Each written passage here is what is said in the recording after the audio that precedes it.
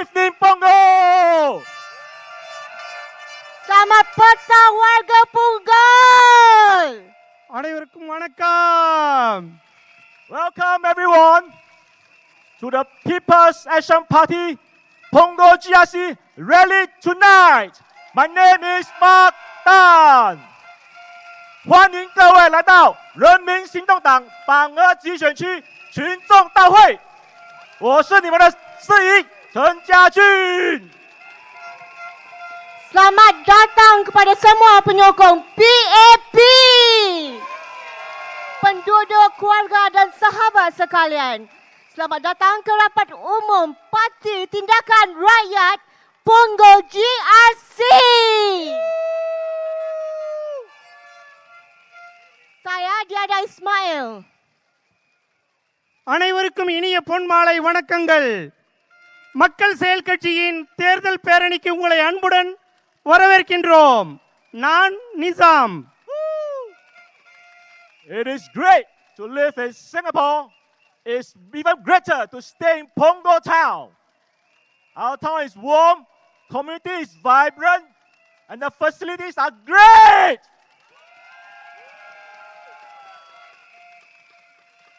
And I am even more assured to know that our town is being taken care by People's Action Party Town Council led by DPM Gan Kim Yong.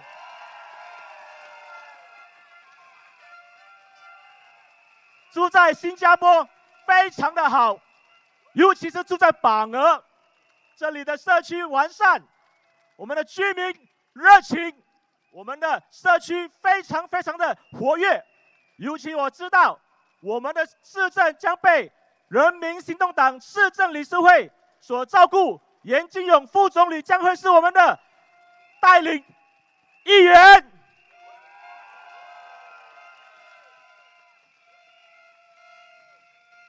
Hidup di Singapura memang selesa, lebih-lebih lagi di GRC Punggol. Punggol ini sangat meriah dan bertenaga. Penduduk-penduduk sini memang peramah.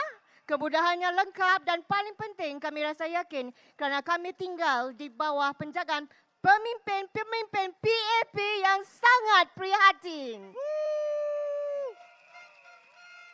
Pongal நகரம் இன்றைய தினம் துடிதுடிப்புடன் பல்வேறு வசதிகள் நிறைந்த ஒரு நகரமாக மக்களின் குறைகளை அன்றாடம் கேட்டு அவர்களின் குறைகள் உடனுக்குடன் சரி செய்யப்பட்டு வருகின்றது.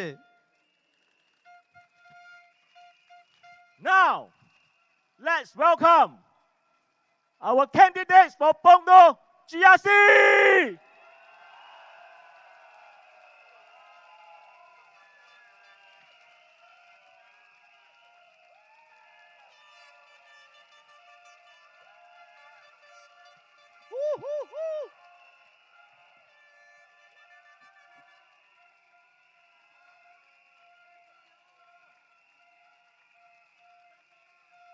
Let me introduce to you the candidates for tonight.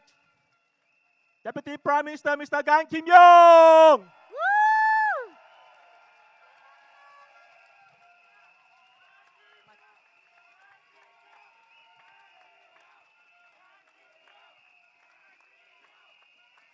Next, we have Senior Minister of State, Dr. Janil Puthucheary.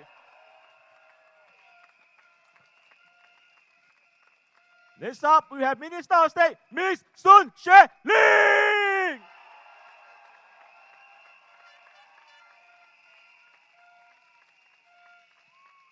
Last but not least, Ms. Yeo Wan Ling.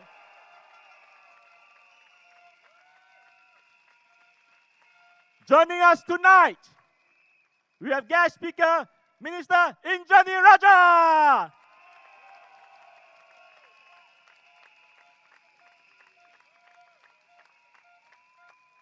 Senior Minister of State, Mr. Zaqy Mohamad.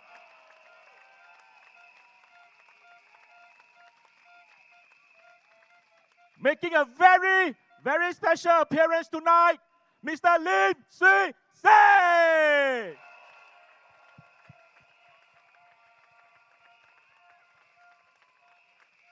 Sirs and ma'am, please take your seat. May I also invite the first speaker of tonight. Oh, look who is joining us tonight. Senior Minister Yeo Wan Ling.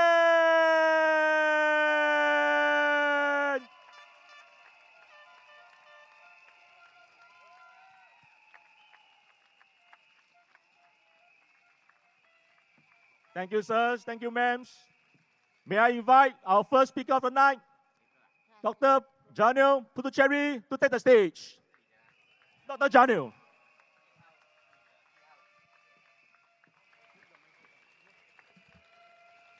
Vanakkam, vanakkam, vanakkam. Selamat petang kawan-kawan. Daja wan shang hao. Good evening, everybody, and a happy May Day. And welcome to all our brothers and sisters from the NTUC and the labor movement. Welcome to our rally.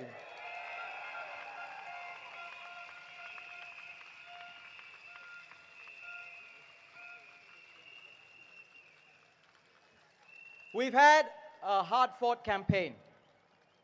And over that time, the last few days, we've met many residents, many of them coming to meet with us, share their stories, take photos, but also many of them with comments and messages that we listened very closely to, that we took to heart.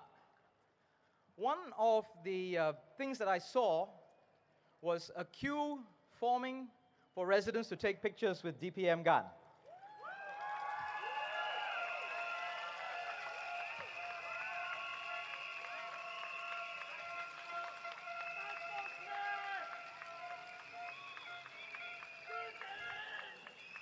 And some of our Punggol residents deeply wanted to share things with him, but a bit busy, sometimes having to return home for childcare, sometimes going for work. Q for me instead passed me a message, can you please give this to DPM Gan? And one of those things that they wanted DPM Gan to know about was, please take care of yourself and take care of us here in Punggol.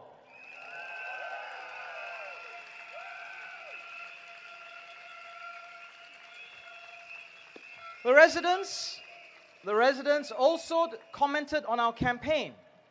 Our residents in Punggol, our Punggol voters, are discerning.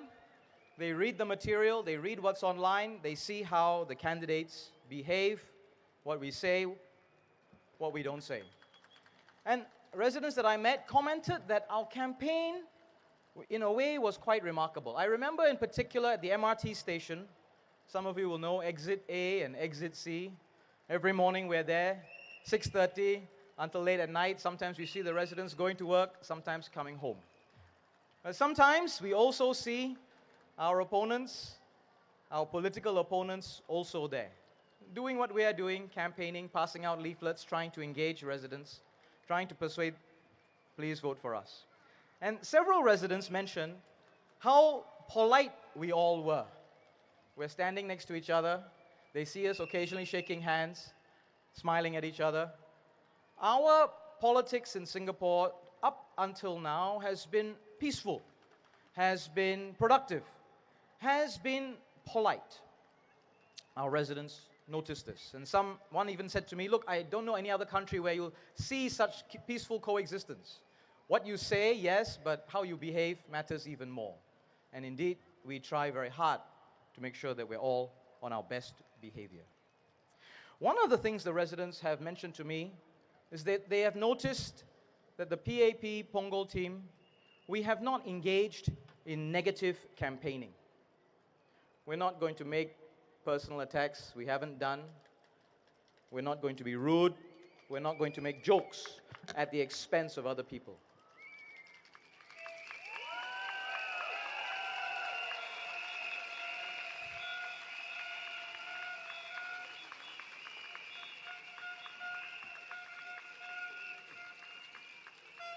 But if you're not going to do that, if you're not going to engage in negative campaigning, you're not going to make jokes, well, then you have to have real plans.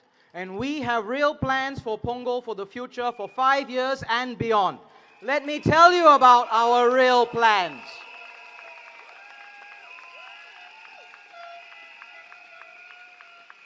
At the last rally, I explained to you how we think about these plans, how we develop them, all the things that we have done for the last few years. Let me tell you about what's coming in the future. You know that we have plans to improve our transport. We have the 2-car LRT cabins coming.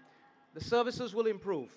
We have a new bus interchange that's opening up at Punggol Coast MRT as part of the Punggol Digital District. That bus interchange will open in June, and it will have new bus services.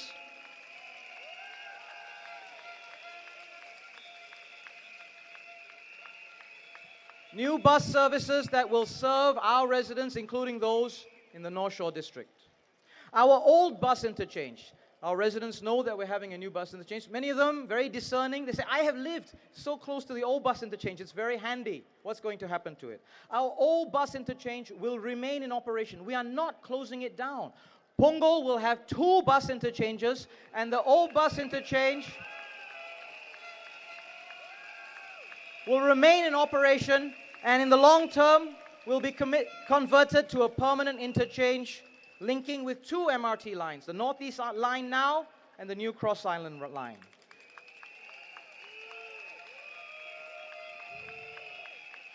Our roads are being dug up for these MRT lines. Residents ask, what's going to happen? The road swings north, the road swings south. Eventually, all the roads will go back to its natural and original plan. Nice, neat. But we will extend our road network across the water from Punggol Central, a westward extension, and the bridge connecting to Seletar Link later this year, and that will reduce traffic congestion.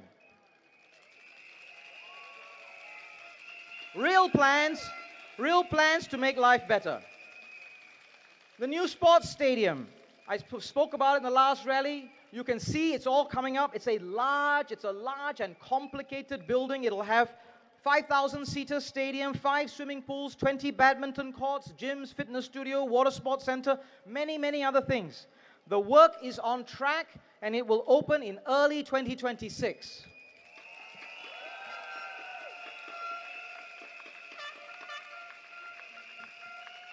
But we have to work to make it happen. We have to keep the project on track. We have to make sure that all of these things are working well and eventually deliver for our residents. We also hear from residents about the concerns around jobs. My colleague, Ms. Yeo Wan Ling, will speak about that. But from the labor movement, the young people that we've been speaking to are also concerned about their parents and their grandparents. Punggol is a large town, many multi-generational families. You've seen us open active aging centers. St. Luke's in the North Shore area, what we do at One Punggol, the nursing homes. The active aging centers represents a shift in our approach, in our planning for our elderly, our seniors. Partnering with community organizations, having the seniors find fulfillment and social connectedness in the community. The AACs give them board games, fitness exercises, talks, activities, calligraphy, crochet. But actually, the most important thing that they do, reduce social isolation, build friendships, and reduce loneliness. And I know that young people are concerned about this when they see what their parents are living through. And so, you know, we've already got several centers here in Punggol. Just this week, during the campaign, we launched another one at Punggol 21cc, a joint effort between Allkin and Sparkle Care PCF as an active aging center to care for our seniors. We'll have another AAC in Punggol, one of our HDB estates, by the end of the year.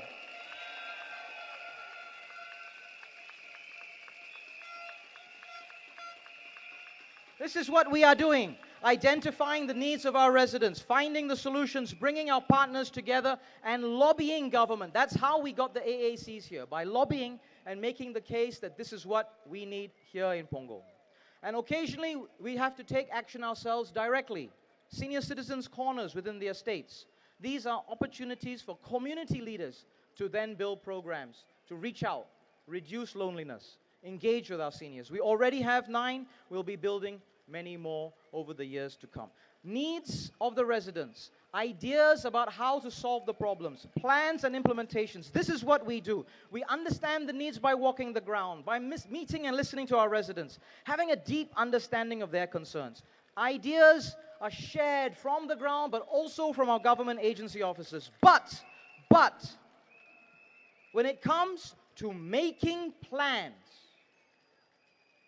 we must have a special responsibility for this, balancing all the needs, incorporating all the ideas, the competing ideas. This is a responsibility we can't ignore. We have to embrace making plans as part of our duty. And so we have plans that are clear and are going to deliver for our residents of Punggol. We have many plans for Punggol developed because we understand our families and residents here, because we have a shared aspiration for a better town, and we are determined to bring those plans alive and make Punggol better for you with your support. Vote PAP for Punggol! Thank you! Majulah PAP, Majulah Singapura! The Janil, for making a better home in Punggol for all of us. Next up, let me invite Miss Yeo Wan Ling.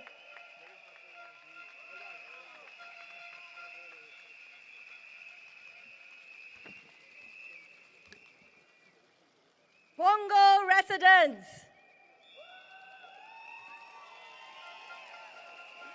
union sisters and brothers, friends and supporters of the PAP, good evening. Wan Shang Hao. Selamat Patang. Inia Malay. Vanakkam. Tai Ke Ho.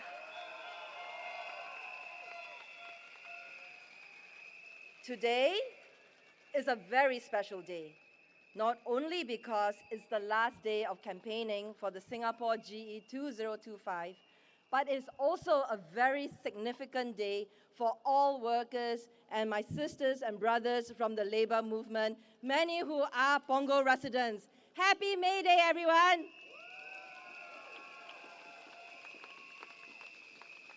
We rallied together earlier this morning at our May Day rally and are now again rallying together here this evening at our PAP National Rally at Punggol GRC. Brothers and sisters, comrades, in solidarity for Punggol Town. As we count down to the final hours and minutes of a week and a half of heartfelt campaigning, I think back on the many moments which made my heart tender and my spirit sing. From the many volunteers, activists, unionists who came out in full force to support our team PAP Punggol, to our residents who braved the sun and the rain to cheer us on, from the many messages of encouragement and frank feedback to the high fives and hugs, Punggol, you had me at hello, and you have my heart 5 years in. P.S. I love you.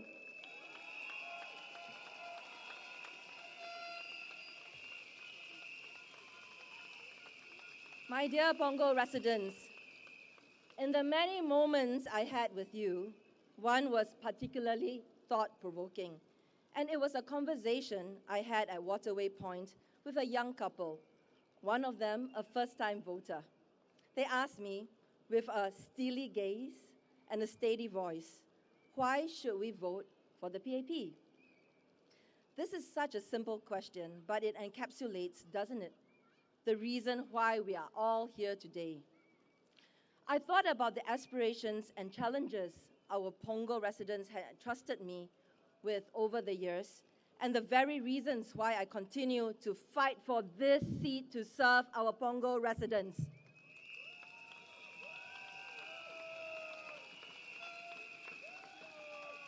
I told our young couple that casting a good, impactful vote needs both a combination of rational thought and intuitive gut feel. And for me, it is important to choose representatives who are kind, with their hearts in the right places, who are hardworking and on the ground, and who can rally partnerships and resources to resolve issues and bring happiness and progress to our community.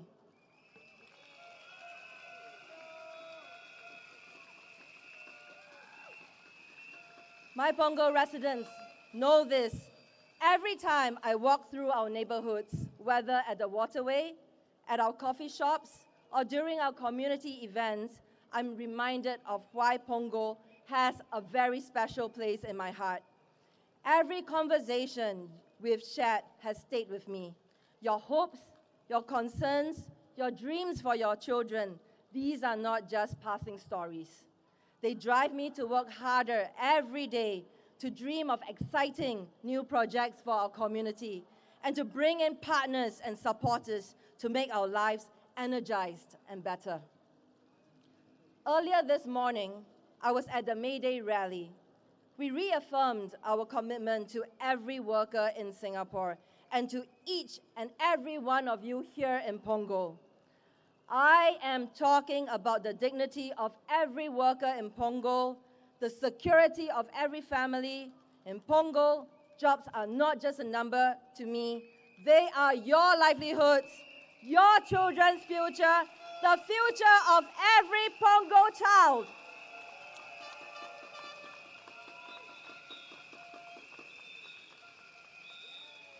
In my walkabouts, I have met with many of our Punggol youths, and they are really awesome. Our youths have many aspirations in life and have plenty to look forward to. Cheryl is a youth leader who's just 20, but has been volunteering since she was 9 years old. Chloe and Chris have very big hearts, and both are gearing for a career in healthcare to look after our senior loved ones and children. Our Punggol youths have a bright future, and they are the young sprouts who will grow to be tall oak trees to shelter our community and nation in time to come. It is important that we continue to provide them with opportunities for growth, especially with their career options, even with the global looming uncertainties. In Punggol Town, we believe that career success isn't just about finding opportunities. It's about creating them together with our partners and other stakeholders. Since 2020, our Punggol team has brought in NTUC's E2I as a partner for employment and employability, and we are committed to ensuring every resident, regardless of age or background, has access to meaningful career support right where they live.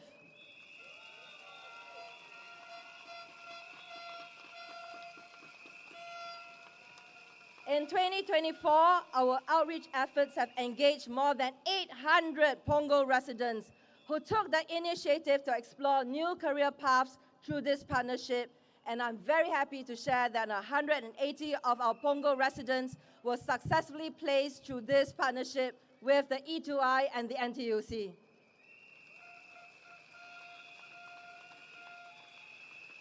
This momentum has led to the creation of our town's flagship career marketplace in March 2025, where over 1,000 jobs vacancy across various industries were open to our Punggol residents. And more importantly, 10% of these jobs were made specifically for fresh graduates. And this is a powerful signal that our employers are ready to invest in our young Punggol talent.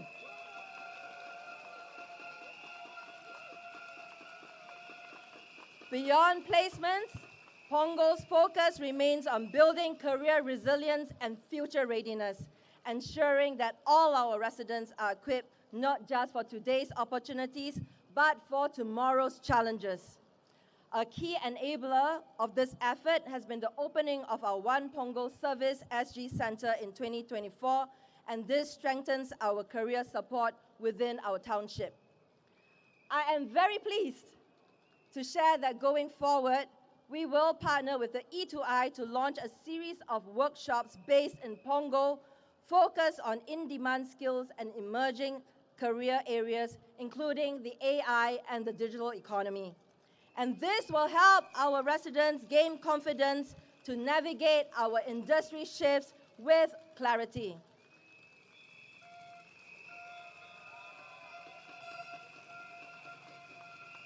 In addition, to keep up with the very popular momentum of the Punggol Career Marketplace, we will be expanding the frequency of this program from twice a year to every 2 months.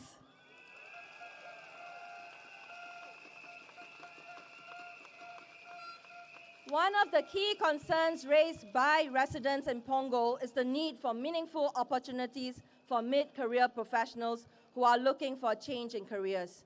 In response, our Punggol team has courted yet another partner to support our community, and that is the Singapore Institute of Technology on a first-ever program in lifestyle entrepreneurship. With this 4-month program under the belt, Punggol residents will be equipped to start their micro-businesses as freelance writers, private home chefs, online marketeers, and the exciting list goes on. And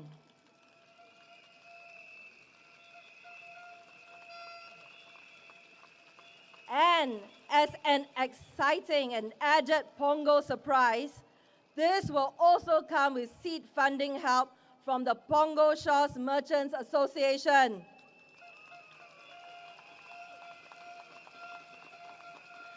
This initiative reflects our ongoing commitment to empower our residents with practical, future-ready opportunities for self-reinvention. Punggol is also a town with young families, and our residents are faced with stresses from caring for their children, their senior loved ones, and the financial pressures while raising a family. The moms I speak with often tell me that they will love to return to work, but find it difficult given their need to wrap their work around their caregiving duties. As such, it is important that we continue to normalize FWAs in the workplace, and I give you my word, I will continue to advocate for this in Parliament. And we will also need to create local in-community jobs. To these, I am pleased to share that we will now extend our NTUC's See You Back at Work program, which helps our caregivers and moms to return to work with flexible work options, to also include micro jobs in Punggol neighborhood. This will include babysitting, healthcare assistance, tuition, and surveyors. This will also be in partnership with our Punggol flagship local program, Project Success. My dear residents, the choice before us is clear. Do we want to continue building on these strong foundations? Do we want to ensure that every Punggol resident has access to good jobs and meaningful careers? Do you want a team that doesn't just talk about helping workers, but has a proven track record of delivering results? If your answer is yes, then I ask for your support.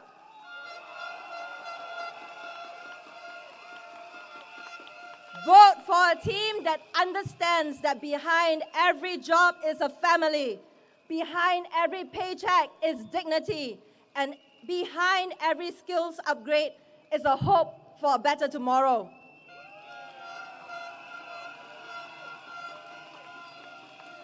Vote for a positive force. Vote for a future that we can build together. Vote for the PAP!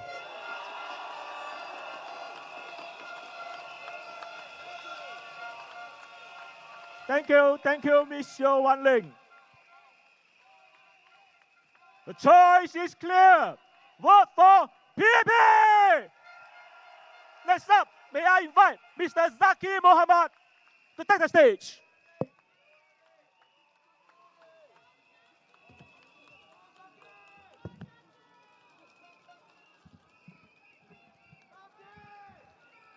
A very good evening, Punggol. Matia Vanakam, Tacha Wansahau. Selamat malam kepada semua. Please allow me to begin my speech in Malay, our national language. Salam sejahtera saudara-saudari sekalian. Sepanjang kempen pilihan raya ini, pelbagai isu telah dibangkitkan, termasuk isu-isu yang sangat sensitif dan membangkitkan perasaan dalam masyarakat Melayu Islam Singapura. Dalam 9 hari ini, saya telah bertemu ramai rakyat Melayu Islam, dari pekerja kepada usahawan, dari ibu bapa kepada warga emas. Ramai yang telah berkongsi kebimbangan mereka, tetapi mereka juga telah mengongsi harapan mereka. Mereka berkata, kita harus kembali kepada apa yang paling penting, kehidupan seharian rakyat. Mereka mengiktiraf bahawa isu-isu seperti Palestin dan Tudung adalah penting dan menyentuh hati. Saya setuju. Tetapi mereka juga memperingatkan, jangan kita lupakan keperluan asas mereka. Soal bread and butter seperti peluang kerja yang baik, pendapatan yang stabil dan juga pendidikan untuk anak-anak mereka. Ini yang benar-benar penting bagi kebanyakan keluarga kita hari ini dan juga keluarga di Punggol. Sebagai pemerintah, tanggungjawab kita bukan sekadar mendengar atau memahami, tetapi untuk bertindak dan menghasilkan kemajuan yang nyata.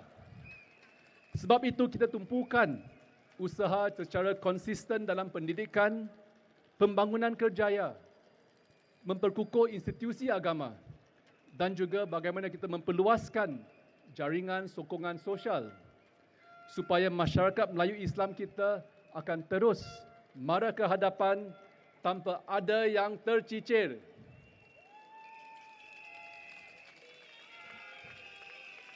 Usaha ini bukan dilakukan dengan senyap. Kita sebagai anggota Parlimen Melayu PAP tidak pernah berdiam diri.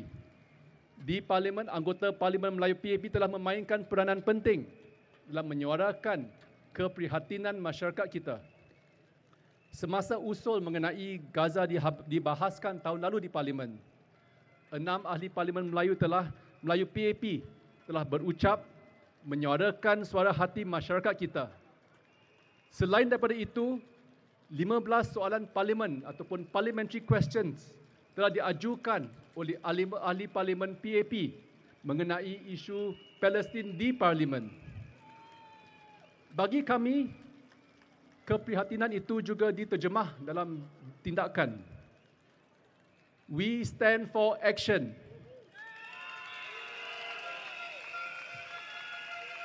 Jadi saya melalui peranan saya di MINDEF menyokong misi airdrop kita oleh RSAF di Gaza, penghantaran bantuan kemanusiaan ke Gaza dan baru-baru ini usaha Asia menjalankan operasi membantu pesakit Gaza di Mesir. Dengan sokongan masyarakat, anda-anda semua, ahli Parlimen PAP telah mengumpul derma sebanyak $2 juta sepanjang Ramadan yang lalu untuk Gaza. Sebahagian daripada pengumpulan 15 juta bagi RLAF. Jadi keprihatinan kami bukan sekadar suara, tetapi disusuli tindakan nyata. That's because people, we action, and we are People's Action Party.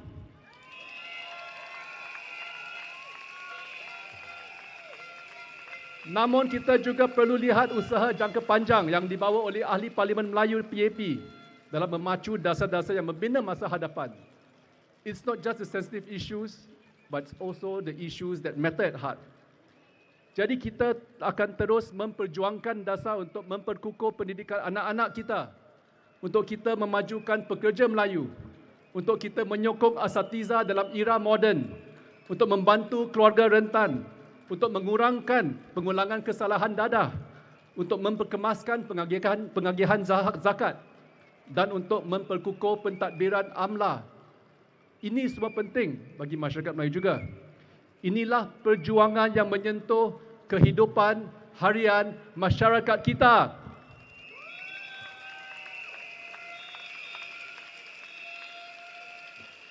Dan hasilnya kita boleh lihat dan rasai hari ini. Dalam bidang pendidikan, kita lihat kemajuan yang memerangsangkan. Pada tahun 2010, hanya 30% belia Melayu mempunyai kelayakan pos menengah. Hari ini jumlahnya hampir 50%. Jumlah graduan Melayu daripada universiti telah meningkat 5 kali ganda, 5 times the graduates today compared to a decade ago, dalam 2 dekade ago. Dalam bidang kerjaya, 40% pekerja Melayu kini dalam sektor PMET, naik daripada 23% 20 tahun lalu. Bagi kami, ini bukan sahaja statistik. This is not just about statistics. Ini mencerminkan peningkatan taraf hidup dan mobiliti sosial masyarakat kita. Apa yang ketara adalah ini. Ahli-ahli Parlimen PAP serta institusi dan organisasi Melayu atau MMOs telah berganting bahu dengan pemerintah untuk menjalankan program yang menyokong kemajuan masyarakat kita.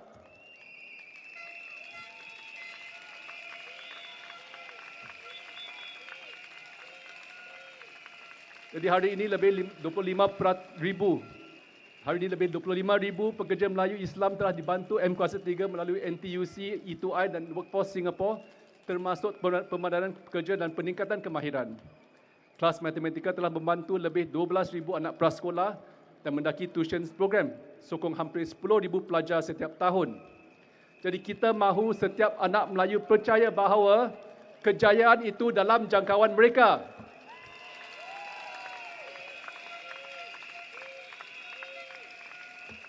Dalam bidang agama dan warisan, banyak juga kita telah capai. Dan kita akan terus berusaha untuk membawa umat Islam ke hadapan. Pentadbiran amla kini lebih mantap. Kita telah melancarkan wakaf masyarakat Singapura untuk menjamin kelestarian madrasah dan masjid kita. Dan yang paling membanggakan, Sekolah Pengajian Islam Singapura, SCIS, akan dibuka menjelang 2028. SCIS bukan hanya sekadar sekolah. Ia bakal melahirkan asatiza dan pemimpin sosial yang progresif yang bersedia membimbing umat Islam Singapura dalam dunia moden yang kompleks. Ini menjadikan Singapura satu contoh rujukan dalam pendidikan Islam yang maju dan inklusif. Saudara dan saudari, apabila kita melihat kemajuan kita bersama, kita boleh berbangga. Kita telah berbangkit dan maju bersama. Tetapi perjalanan ini belum selesai. Kita ingin melangkah ke hadapan dengan visi yang lebih mantap untuk menjadi masyarakat Melayu Islam yang yakin, yang berjaya dan yang bersatu.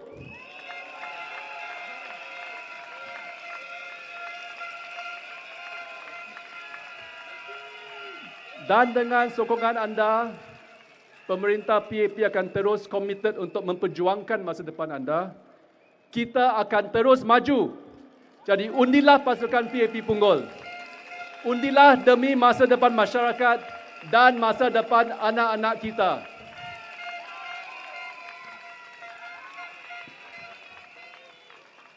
Good evening, friends from Punggol and fellow Singaporeans. I gave it some thought on how best to begin this speech without mentioning task force men. It was tough. I tell you, it was tough. I see your banners and posters here. But let's be honest, that's exactly what DPM Gan Kim Yong is. He undertakes the task and he delivers. That's him. That's the man I know for the last 20 years.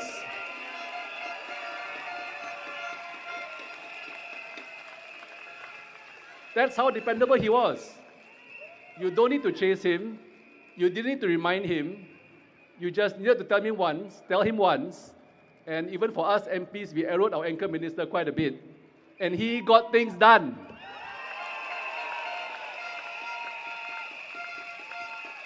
He makes the effort to go the extra mile. He looks for solutions. And even when there are policy constraints, he'd find a way. but more than that, he cared. Not in the showy headline-grabbing way, but in the quiet, steady way that really matters.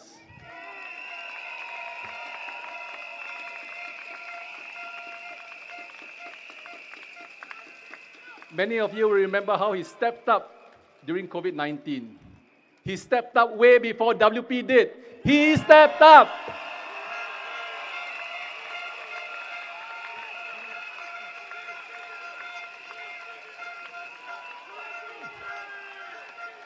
But the difference is that he is calm, he is steady, he is kind, he is reassuring. He didn't seek the spotlight, but he anchored the whole effort, guiding two younger ministers through one of the toughest moments in our history. One of them is now a Prime Minister who has since proven his mettle on leading Singapore. The other Minister, Ong Ye Kung, is now firmly leading the Ministry of Health. And that's leadership. Not just about managing crisis, but he also brings out the best in others. That is leadership, my friends. DPM Gan also brings something we talk about a lot, diversity in government leadership. He came from the private sector, a former CEO at Net Steel. Now, this diverse experience matters. I've seen him in cabinet, the clarity in which he understands business, the economy, and investors' concerns. He's played a key role in key projects like the Singapore-Johor SEZ, making sure that they are not just big announcements, but that they deliver real benefits, business opportunities, and progress for Singapore.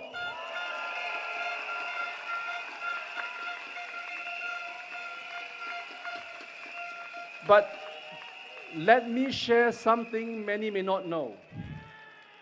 DPM Gan is deeply respected within the Christian community. Yet, in all the years I've worked with him, he's never worn his faith on his sleeve in politics.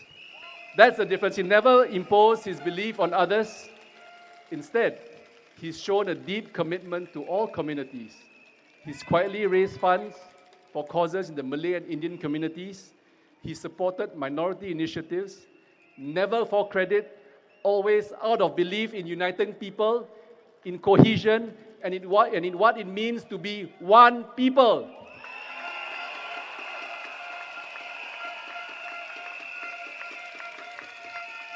And that's why I believe with full conviction that DPM Gan will serve Punggol with the same heart, with that same discipline, with the same desire to do what's right and not what's easy or what's popular.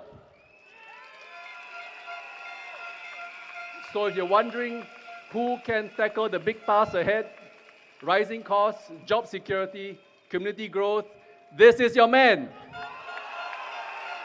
If you want a steady hand to guide this new team and this new GRC, then I say with deep sincerity, support DPM Gan Kim Yong.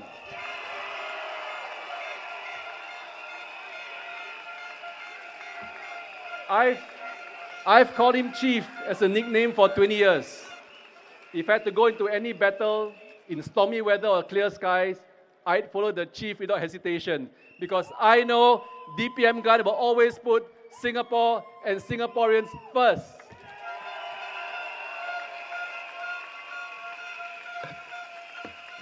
So I thank you, everyone here, friends in Punggol. Majulah PAP, majulah Singapura! Terima kasih, Encik Zaqy Mohamad. Undilah PAP, because we stand for action. Next, allow me to invite our old friend of Singapore, old friend of PAP, Mr. Lim Swee Say.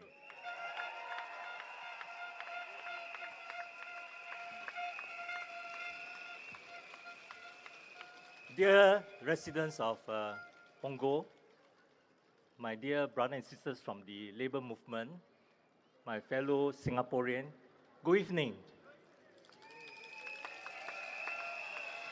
亲爱榜儿的居民们、同胞们，大家晚上好。我小孩子的时候，不时会坐一辆红色的巴士到邦哥来，在海边玩水、吃午餐，那是很多年前的事情了。你也是很好呀。看到今天的榜儿，很让我感到很惊叹。榜儿改变了，而且不只是改变，是翻天覆地的大改变。所以我很为你们高兴，也很为你们骄傲。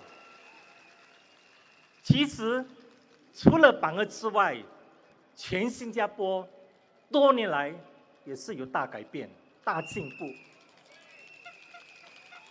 我年轻的时候到英国念书，一到了英国学校里，英国人就问我 ，Lim， 当然是用英语啦，不是华语啦哦 ，Lim， 你从哪里来？啊 ，Lim， 乐罗迪国来，乐是迪国来。我说新加坡，他们的回复是新加坡在哪里？没有听过啊，新加坡落地过，没听过。我听了很失望。有一天，有一个英国的学生叫 John， 我还记他名字，问我一样的问题，我给他一样的答案。他听到我说我是新加坡来的，他说。哦，新加坡，我想喝水了。最终碰到一个英国人，知道新加坡在哪里，我很高兴。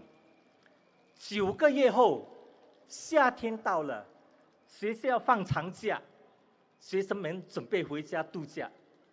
John 看到我，他说 ：“Lim， 你什么时候要去日本？”我说：“我为什么要去日本？”他说：“日本不是你的家吗？新加坡不是在日本吗？”所以坦白说，1973年那个时候，全世界，包括英国，包括很多国家，没有听过新加坡，不知道新加坡在哪里，也不知道我们是一个怎样的国家。今天，不单只是英国，全球各地的国家，全球各地的人民，都懂得。新加坡在哪里？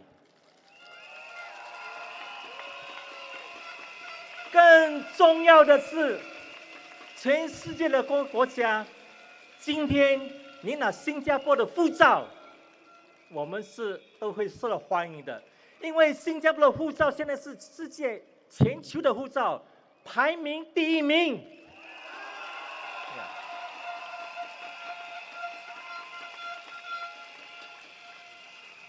所以，作为新加坡人，我们每一个人都可以引以为荣。我们今天的成就，不是老天送给我们的，而是我们多年来刻苦耐劳，现在可以说是苦尽甘来。我问你，新加坡人行不行？呀，新加坡人的确是顶呱呱的。不过话要说回来，我们过去走了很多路，很多难走的路，放眼将来，还有很多更长、更难的路要走的。因为这个世界的大局面已经改变了，每况愈下，越来越混乱。在这个情况之下，如果我们新加坡要继续进步的话，有一个先决的条件，就是我们必须继续的把我们的经济做得越来越有竞争力，越来越能够增长。因为如果新加坡的经济失去了竞争力，我们的增长率放慢了，我们全国的人民都会一起穷下来。我不知道你，我是一个不认输的人。我以前在经济发展局做过事，所以我们很喜欢跟全球竞争，因为竞争就是新加坡的生存之道。多年来，我们是抓紧要如何在全球各地找那些条件最好的企业、顶尖的企业，把他们吸引到新加坡来投资。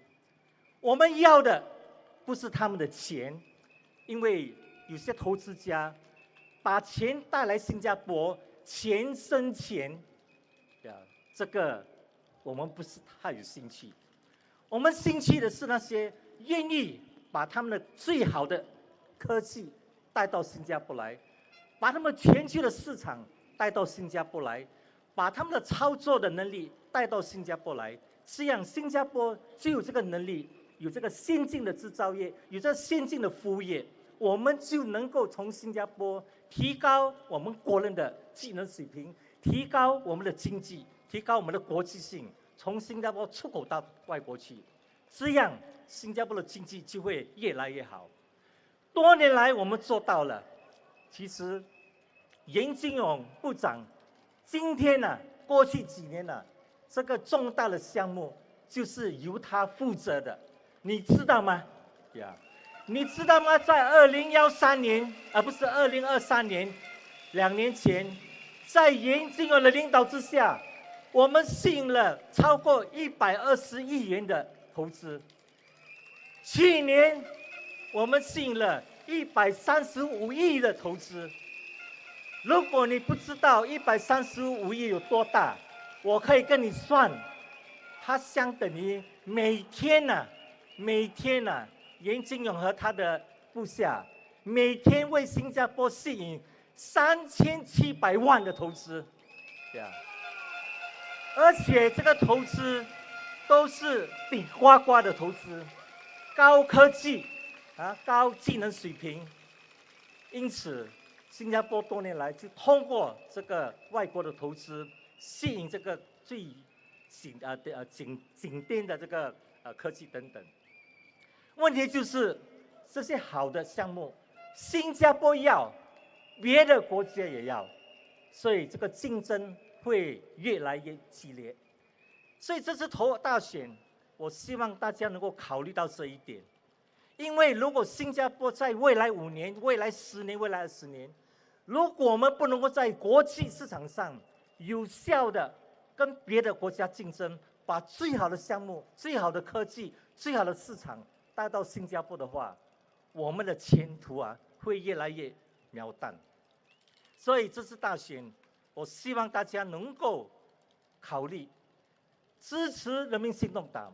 在大选之后，我希望我们的王群才总理他会有一个强有力的内阁。那么这个内阁很重要的，必须包括谁？严金勇。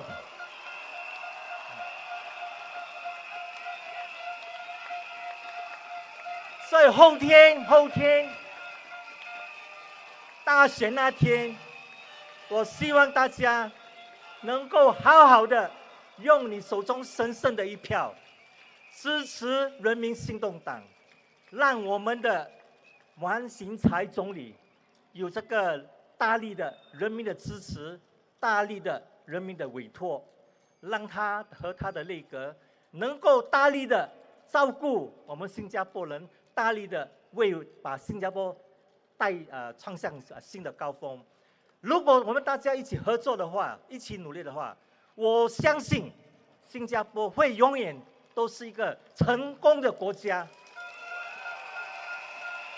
新加坡人永远是一个会被全球看得起的人民。所以兄弟姐妹们，我们一起前进吧，前进新加坡。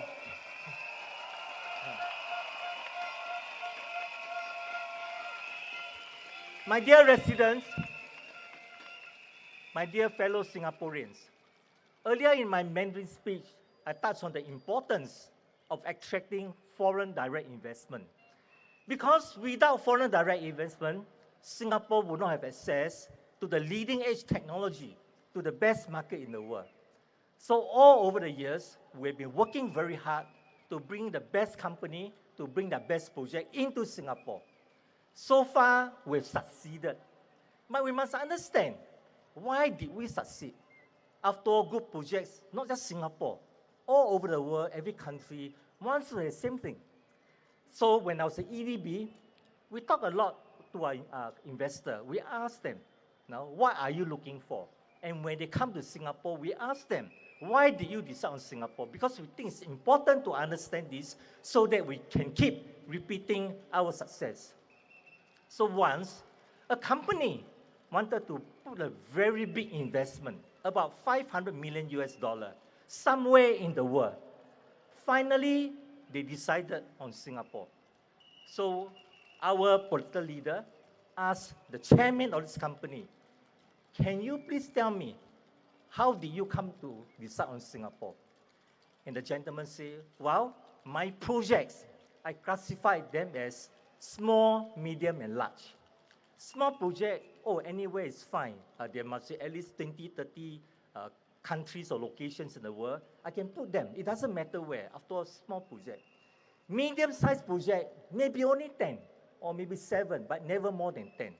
But for an important project, a project that will affect their long-term survival of the company, not more than 5. And our leader asked, not more than 5. Then why is that Singapore, as a small country, why are we one of the 5?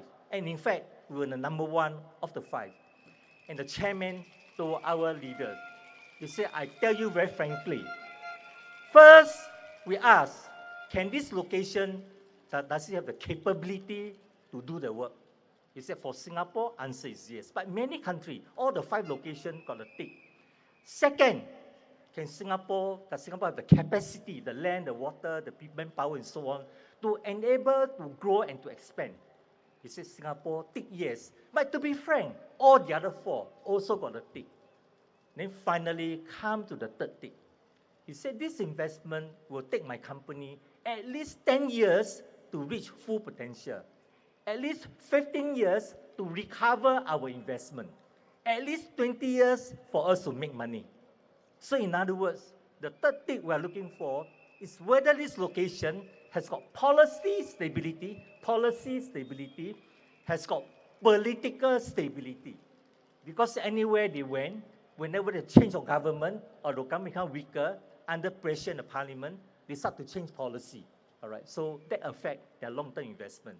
And he told our political leader, he said, Singapore of the 5, come to the third tick. You rank number 1. So tonight, I want to appeal to you and to my fellow Singaporeans all over. This general election is not just about PAP versus Workers' Party and so on. 9 days will be over. But at the end of the 9 days, when the result is out, do we know our Prime Minister, Lawrence Wong, do we know what kind of mandate will he get from Singaporean? Will it be a strong mandate or will it be a weak mandate? Do we know who will be in his cabinet? Will Gan Kim Yong be there? Will many of our capable ministers, will they be in there? Or Prime Minister may have to form a new cabinet without some of his key left hand, right hand, and end up having no hand. I'm concerned because if our 4G leader doesn't receive a strong mandate of Singapore, the chairman that I talk about of this global company, in future, he and other chairmen of the world, when they decide to place their most important investment, first tick, okay. Second tick, okay. Came to the third tick, political stability, policy stability. What will happen?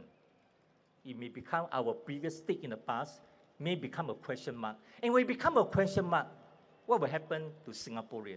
What will happen to our job? What will happen to our future, and so on? So, brothers and sisters, every G is important, but this one is especially important.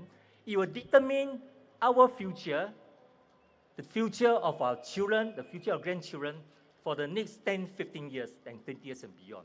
It will determine whether Singapore will have a strong 4G leadership, and at the same time, whether Singapore will be able to nurture a strong 5G leadership. So all of us are in the same boat, and I appeal to you that tomorrow, cooling day, sit back, relax, and think through what is at stake. And hopefully on the 3rd of May, hopefully enough of us, more of us, the more the better, will decide to make the right choice so that we can march forward together, Majulah Singapura. 谢谢我们的老朋友林瑞生先生，林瑞生前部长。Next up, please join me to give the warmest welcome to Minister Indranee Rajah.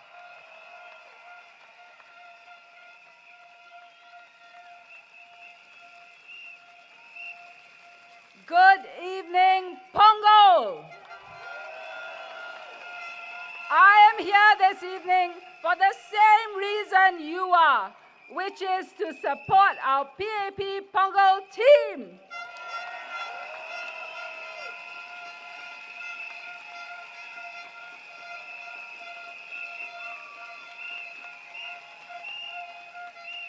Now, previously at the Fullerton rally, I had said that opposition rallies generate more heat than light. Tonight is time to shed some light.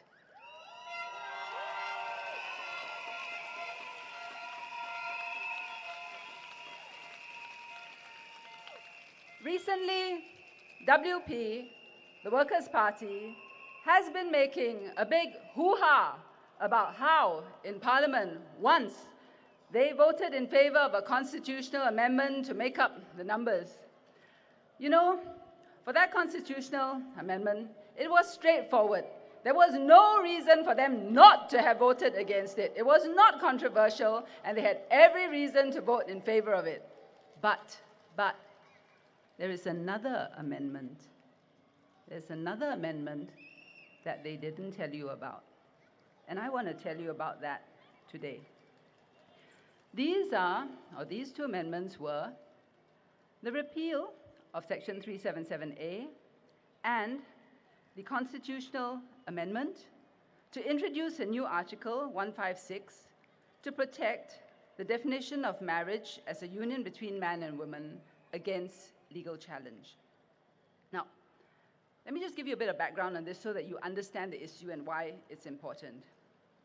For Section 377A, there was a time that we did not repeal it, but many requests were made, and eventually it was decided that now enough people have felt that the acts which under that section should not be a crime. Whether religiously, morally, you agree with them is a different thing, but it need not be a crime. But the other more significant thing was this. There was a risk that the court would strike down 377A in the future, and there was a then recent Court of Appeal judgment which hinted that in the event of a future constitutional challenge, Section 377A could be struck down. Now, if that were to happen, it would open up the definition of marriage as a union between man and woman to challenge, which could also have a knock-on effect on our social policies. So, the government moved to do two things. One, to repeal Section 377A, but two, to make a constitutional amendment to introduce a new article to protect the current definition of marriage as a union between man and woman against a legal challenge, but we also left open the door to allow future governments to amend the definition of marriage by simple majority so as not to unduly restrict or prevent future generations and a future government from deciding this issue.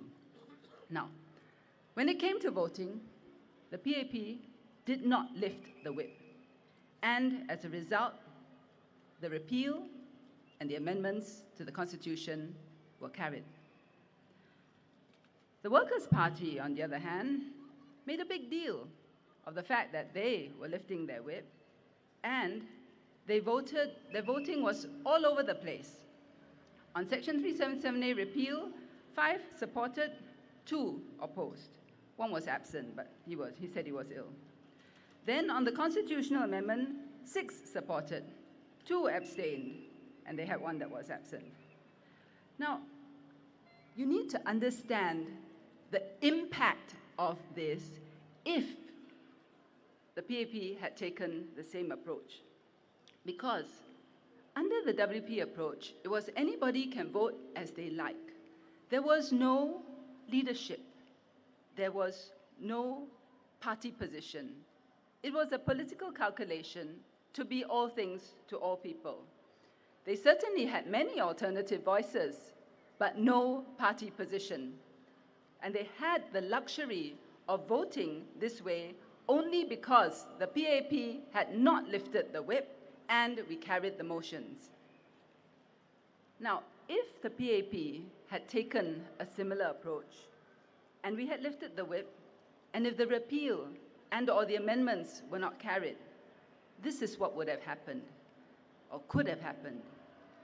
Section 377A could have been struck down, and the current definition of marriage as a union between a man and a woman would have been at risk, open to legal challenge, with the possibility that it could be struck down. It would have led to polarization and a clash between the different groups, because this was an issue on which people have strong feelings and strong views, some from a moral viewpoint, some from a religious viewpoint, whatever it is, but they had very strong views. And if we had not been able to carry these motions, you would have had that polarization. There would have been an adversarial process, and a social issue which should be decided by the people and Parliament would have ended up being decided by the courts instead. And that would have been very, very stressful and put a lot of strains on our society. The PAP's approach kept things in balance. It achieved a new equilibrium, and it took into account the views from both sides.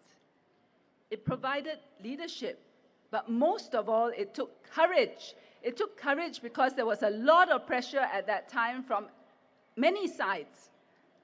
But we had to steer that course, and it would have been so easy to go the WP route, but we did not, because we believe in preserving our society, in having unity, taking into account everybody's considerations, but trying to create that space where we can all live together and have some accommodation. So I would ask those to whom these issues matter to reflect on this. When it came to the crunch, on a delicate and potentially very contentious matter, WP bailed. Political leadership requires courage, not expedience. And the PAP is a government that governs on principle, not expedience.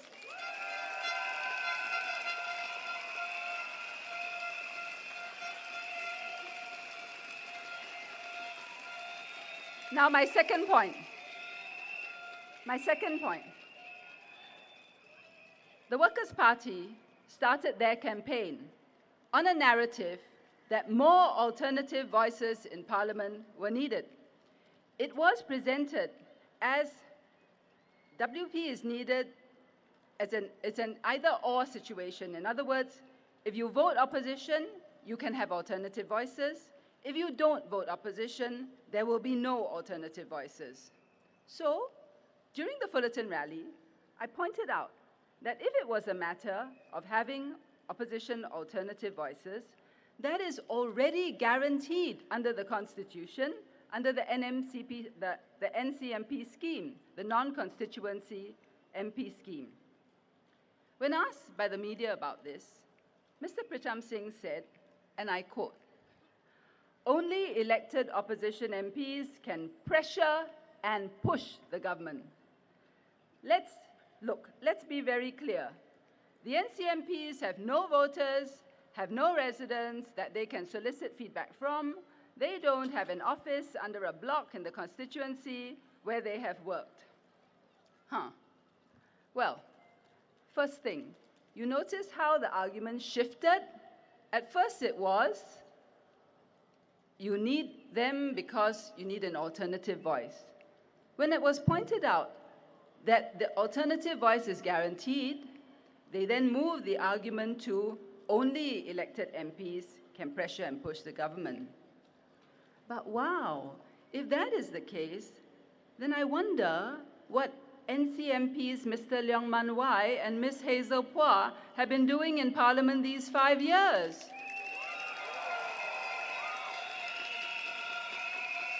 They are both NCMPs. PSP says they have been very active in Parliament, but according to Mr. Singh, they, being NCMPs, if you take his argument to its logical conclusion, they have no voters and no residents to solicit feedback from. So I wonder how they have been raising all the things they say is based on ground feedback. And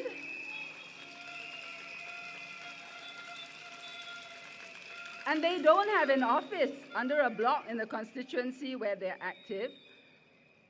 I didn't know that you actually need an office under a block in a constituency in order to raise feedback. How did they manage to raise questions in Parliament and bring motions in Parliament? I'm sure it must be disheartening for PSP to learn that all their efforts over these past 5 years do not qualify as pressuring and pushing the government.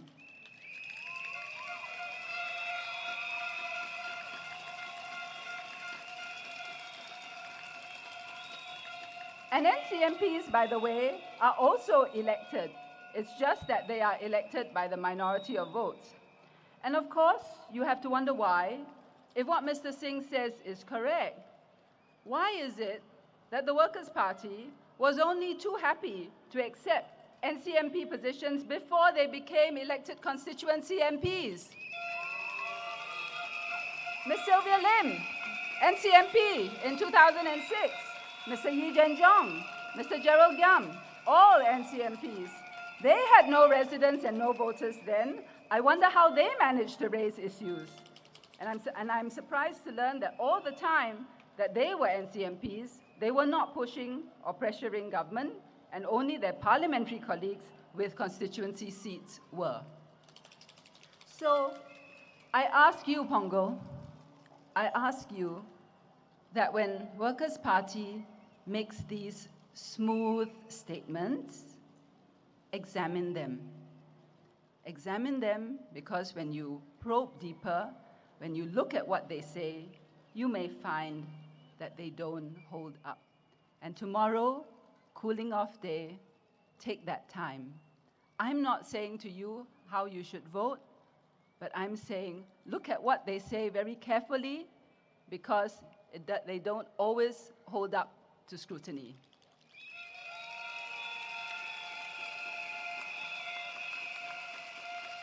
Now, the last point I want to make, and I will be quick on this, but it is an important point. Gan Kim Yong.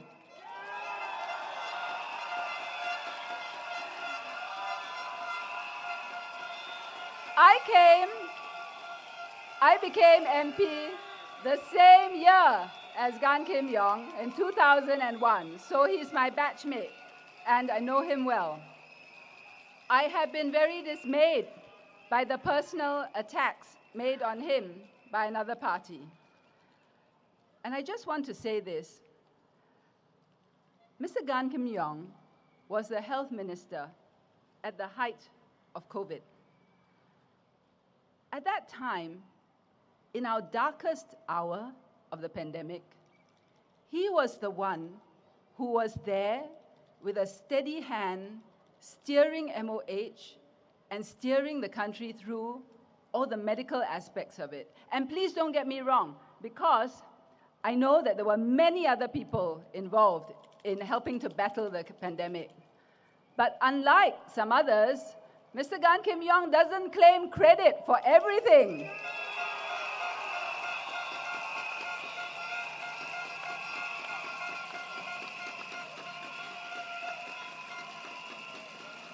With all that burden on his shoulders at that time, he was the one who in cabinet explained quietly and carefully the things that needed to be done. The first time he used the term social distancing, I had no idea what that meant. And he explained it, the consequences of it, what we would have to do. Under him, our Ministry of Health was able to secure vaccines early, before many other countries were able to.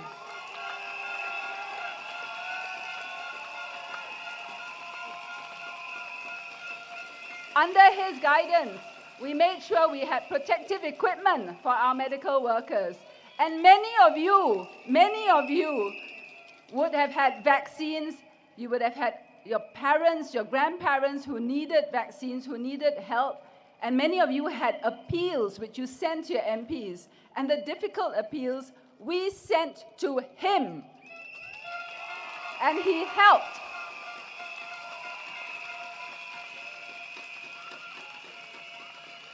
So, that is why I find it necessary to be here today to support him. He's not flashy. He doesn't give you smooth words. He's not glib. He doesn't say all sorts of things that sound good and don't mean a lot. But he gets things done.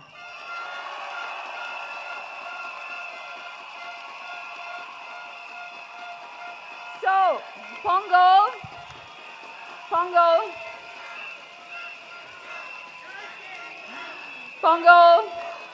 I'm going to ask you, who is the task force man?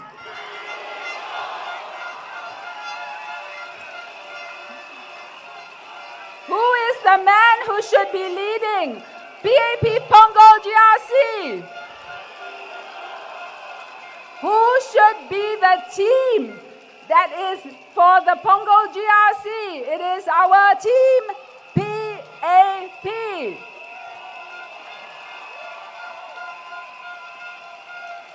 So, when Saturday comes, you know who to vote for. Majula PAP, Majula Singapura.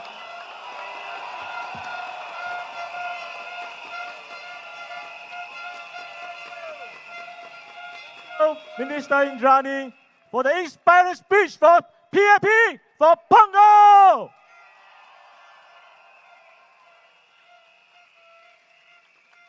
Next up, I need your full attention. I need your full attention because our special guest of honor, Prime Minister Lawrence Wong.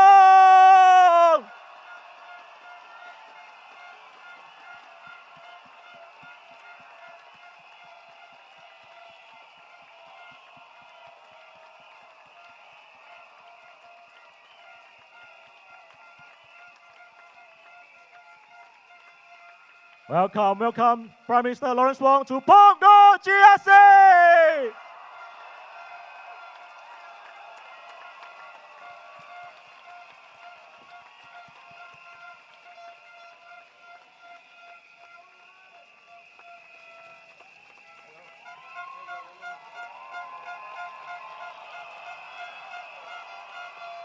Thank you, Prime Minister. Punggol, are you ready? Are you ready? DPM Gan Kim Yong!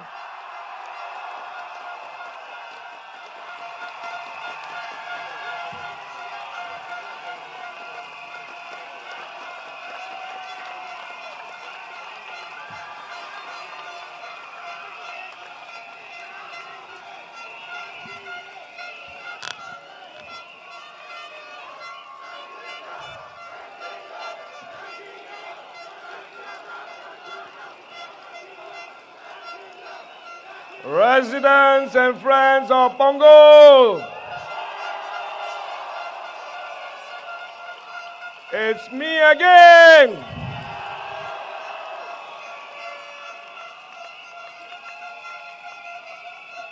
Nine days ago, my coming to Punggol took many by surprise. When Prime Minister approached me with this task, I readily accepted the challenge. Why? Why? Because I fully supported his intentions to have someone senior to take Senior Minister Teo's place when he retires, so that we can continue to take into account the voices of the people of Punggol.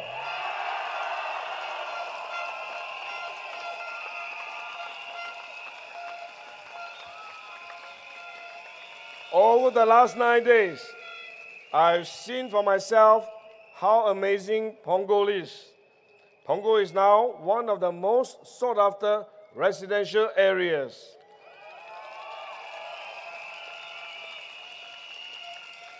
You have one of the most enviable networks of green spaces and parks where families can gather and play.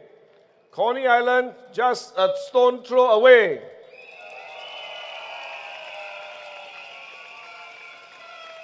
Punggol Waterway Park has become a national icon with amenities such as the picnic areas, gardens, and waterways winding through the HDB estates. Nowhere else in Singapore can proud homeowners enjoy this kind of waterfront living.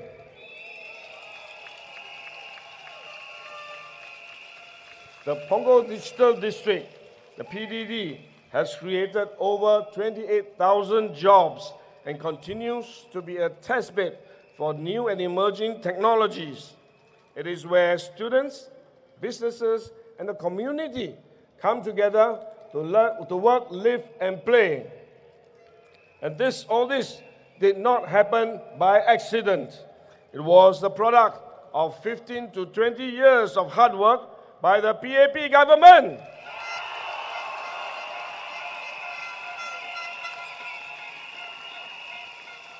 This was the vision of 2 prime ministers and many ministers of national development that worked together to create this vision for Punggol.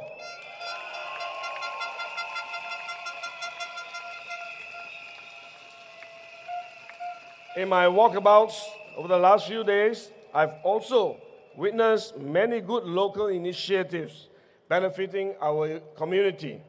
We expanded childcare and infant care places across Punggol. More than 14 childcare centers have opened since 2020, adding more than 3,000 infant and childcare places. And we are looking forward to 7 more to be opened.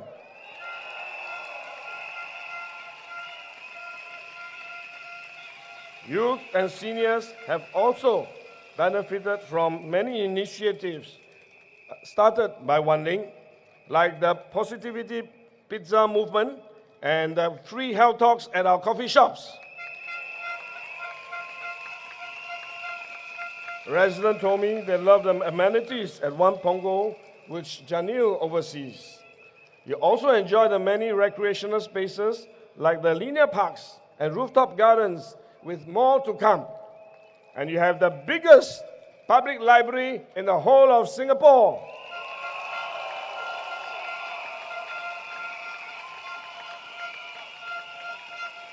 Residents of Punggol, I'm deeply honored to be part of this team that has done so much for Punggol over the years, and I hope this good work will not go to waste.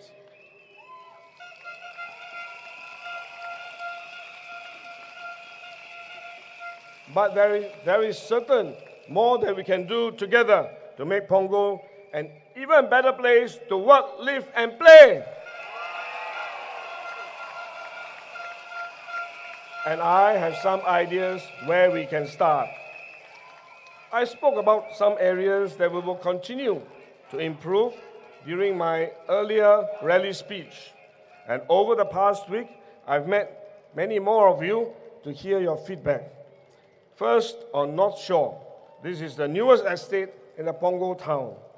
Residents raised concerns about estate management and cleanliness, and bus connectivity, as well as BTO-related issues. We take estate management very seriously, and if elected, we will work hard to resolve these issues. That is our promise.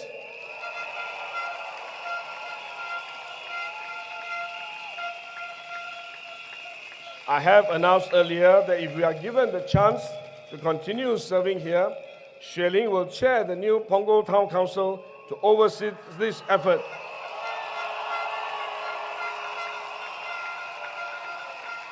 And you can look at Xueling's record in managing Punggol West.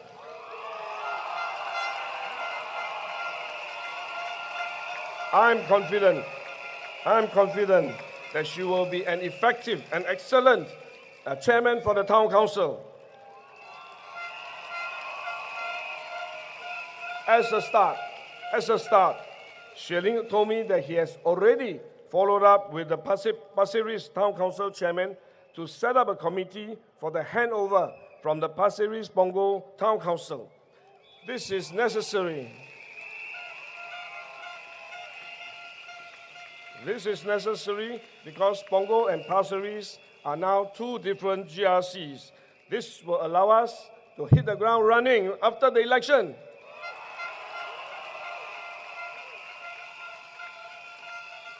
Of course, our town council will not just look after North Shore, but the whole of Punggol. One area that we will prioritize is to build more covered linkways in Punggol. Residents have consistently shared with me that they would like to see a more comprehensive network of covered linkways so that it is more convenient for Punggol residents to commute from one point to another, especially during bad weather. One particular request is to provide sheltered linkway for our young students, such as at the North Shore Primary School, which I visited just a few days ago. I assure you that this is something we will focus on. We will work with the new town council and relevant agencies to draw up a comprehensive plan for our connectivity as well as our covered linkway so that we can help you to be as connected as possible while protecting you from the weather.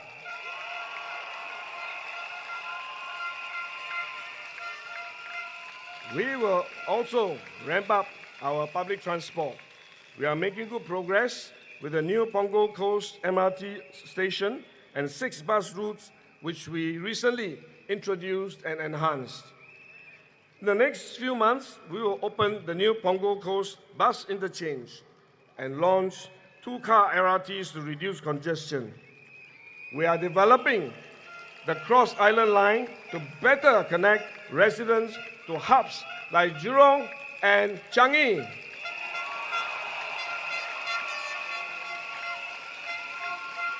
Punggol is still growing, and as Punggol continues to develop, we will study how to serve our town better with improved amenities, connectivity, and safety. Some of you also worry about the frequent turnover of food stalls, especially in the North Shore Plaza, and share that you would like to see more retail and F&B outlets and options in your neighborhood. The upcoming Punggol Coast Hawker Centre opening in July will provide more options for you.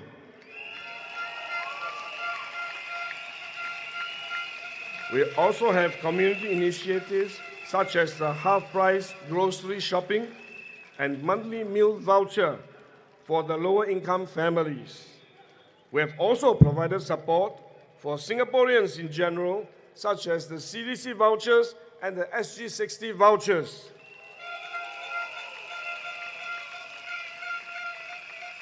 Singaporeans can receive $800 in CDC vouchers for FY 2025, and either $600 or $800 in SG60 vouchers. A family of 4 with 2 elderly aged above 60 and 2 younger adult children will receive 3,600 of CDC and SG60 vouchers in total.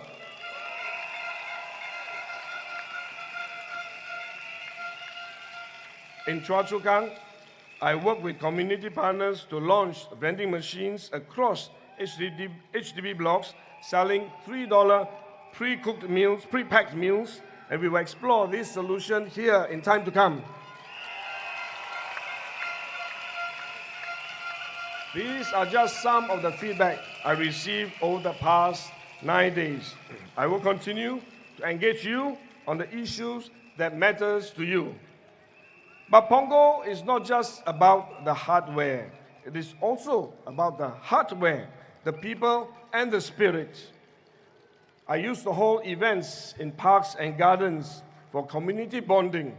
For instance, we would have music, we would have performances to showcase our local baskets, and we also have farmers markets to support our local farmers. Punggol has much more community spaces that can be used. You have parks and greens and gardens, and we will explore how we can rekindle the Punggol Kampong spirit.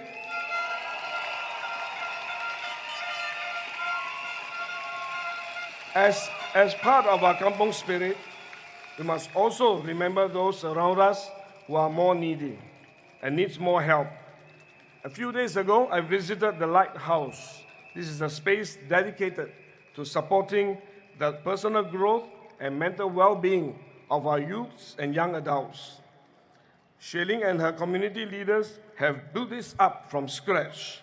Both the children and volunteers shared with me how much they enjoy the programs and activities there. I also visited a fresh produce distribution program. Volunteers have been hard at work ensuring that the good quality groceries produce is available to our residents at no cost.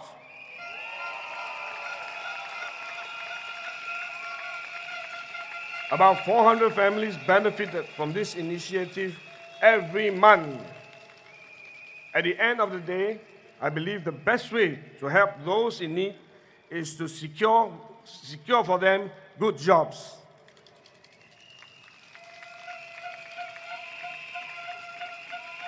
Wan Ling has been actively championing workers' issues in Parliament and bringing job fairs to Punggol residents. Nationally, we are also doing all we can to help Singaporeans. As Minister of Trade and Industry for the past 4 years, I'm driving the efforts to grow our economy, help our businesses, and provide better jobs for Singaporeans.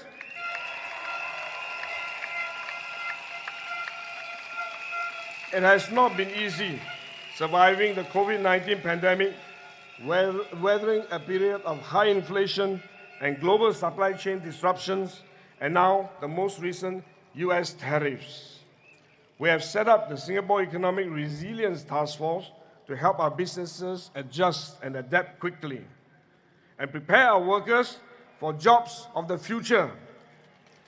We will double down on reskilling and upskilling initiatives and give the vulnerable more support to bounce back quickly.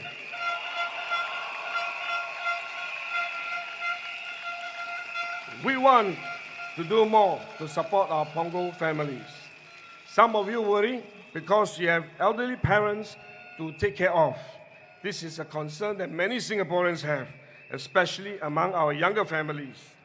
We know this, and you are not alone.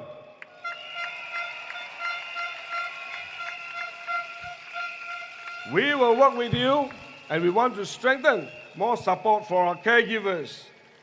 These may take some time to implement, but if elected, I promise to further explore how we can give our seniors and caregivers greater support and greater peace of mind.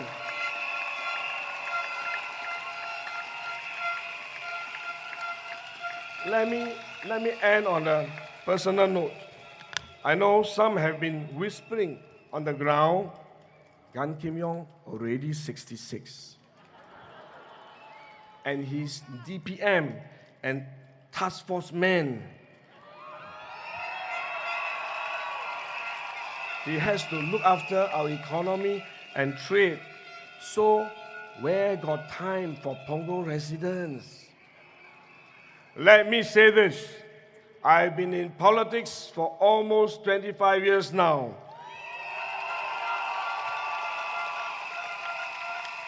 Since I started in 2001, my first priority has always been my residents.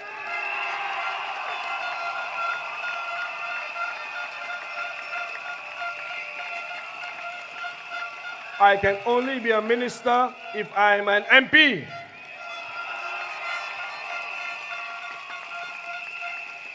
So being your MP is my first priority.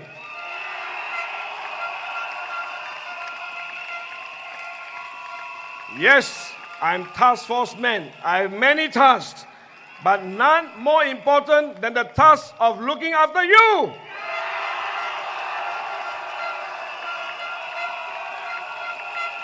I am task force man for Punggol.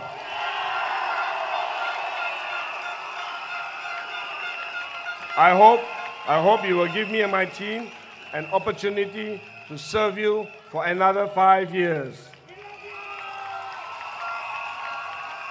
We will work as a team to take care of Punggol and every one of you. Let me say a few words in Mandarin. 亲爱的榜儿居民们，亲爱的新加坡同胞，大家好。9天前我来到榜儿的时候，很多人都感到意外。当总理找我谈这项任务的时候呢，他告诉我，他希望有一位资深的内阁成员能够接替张之贤国务资政，继续守护榜儿，继续为大家发声。我完全同意他的看法，所以我就接受了这个任务。在过去的9天里面，我亲自走访榜儿许多的地方，亲眼见证这个新政的活力，也感受到居民们的热情和信任。今年的榜儿已经是全新加坡最受欢迎的住宅区之一。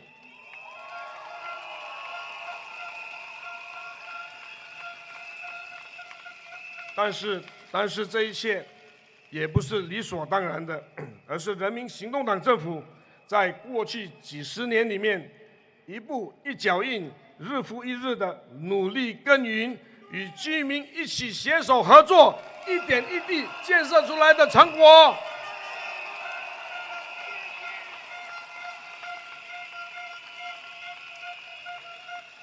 我希望我们大家能够坚守我们努力得来的这一切的成果。或许有人会问，严金勇，你已经66岁了，又是副总理，还要管理经济和国际的事务，哪里还有时间来照顾我们的榜儿居民呢？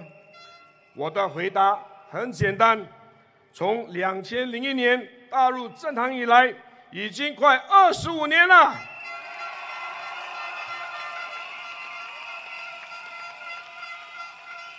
这25年来的每一天，我始终都记得一件事：居民的需要永远排在第一位。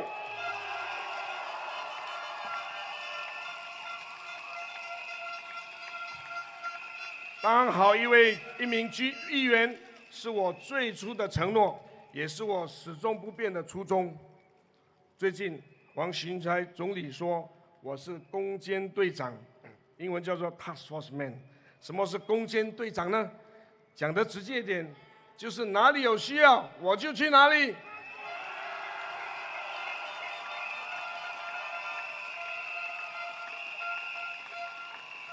过去的25年，无论是全球金融危机，还是新冠疫情，有需要的时候我就去那里。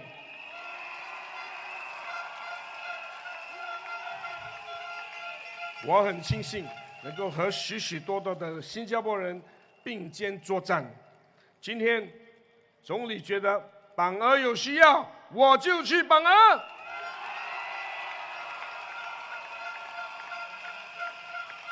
无论什么压力，我都不必怕。年轻的榜儿居民，这是一个追梦的时代。我也曾经年轻过，和你们一样有梦想、有热血、有不甘平凡的心。我也知道年轻的家庭面对上有老、下有小的压力，要工作、要照顾家庭，真的是不容易。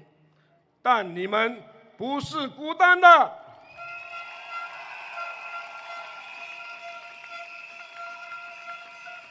我将会用我所有的力量来支持你们，守护你们，陪你们一起走下去。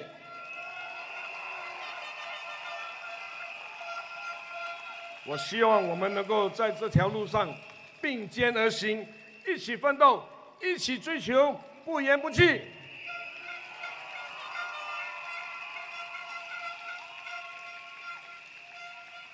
接下来的日子，我希望继续担任大家的攻坚队长，为新加坡服务，为榜儿服务，尽量解决大家生活上的困难，迈向前面。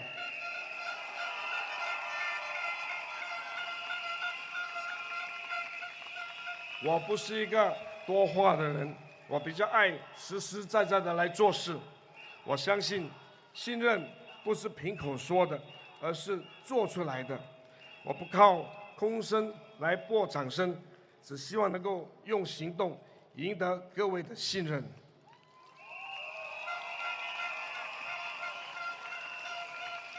我要特别感谢我的团队，他们都是非常称职的议员，我也很荣幸能和他们站在一起，为榜二的居民争取继续服务的机会。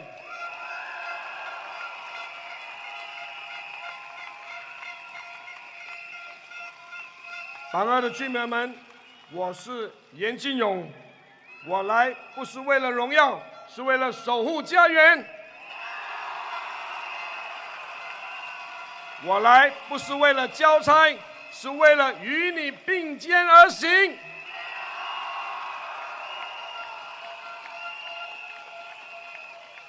感谢大家这些日子给我的鼓励，也感谢你们一直以来对人民行动党的信任。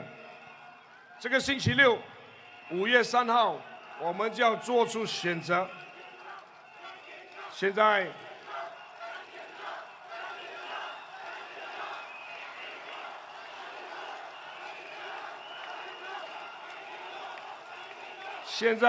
新加坡面临一个重要的关头，这是一个非常重要的选择，选择谁能和你一起面对挑战。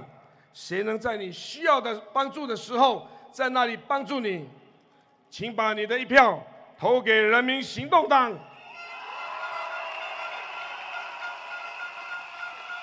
让我们携手同行，建造更美好的榜儿，建立一个更坚强的新加坡。谢谢。Friends and residents in Punggol, in 2 days' time, you will cast your vote to decide who should serve you and who you want to represent you in Parliament and in government. The stakes are high. The stakes are high because this GE is about you, your welfare, your job, your family, your future.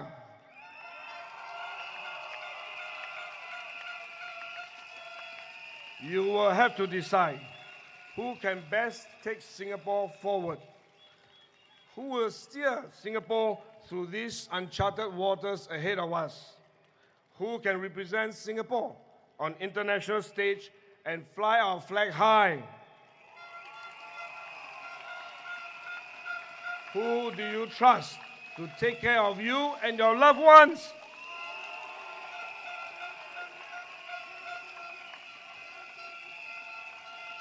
I may be new to this town, but I'm no stranger to crisis.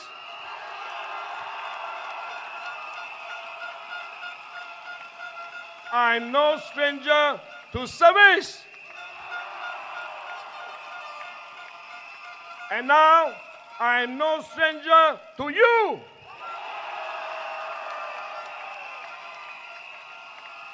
I'm here in Punggol, and I'm here to stay. I'm here to carry on and build on the good work of SM Teo and the current Punggol team. They have done what they have done for you. With your vote and your support, I will not stop serving Punggol and its residents. And with your vote and your support, I will continue to fight for your interests, for Punggol's interest and for Singapore's interest.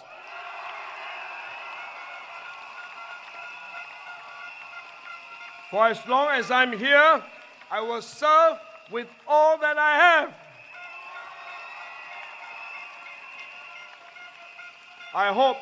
I hope to win your trust. Please give my team and I the opportunity to work for you and to work with you. Together, we can build a caring, inclusive, and vibrant Punggol. Vote for me and my team. Vote for PAP. Thank you.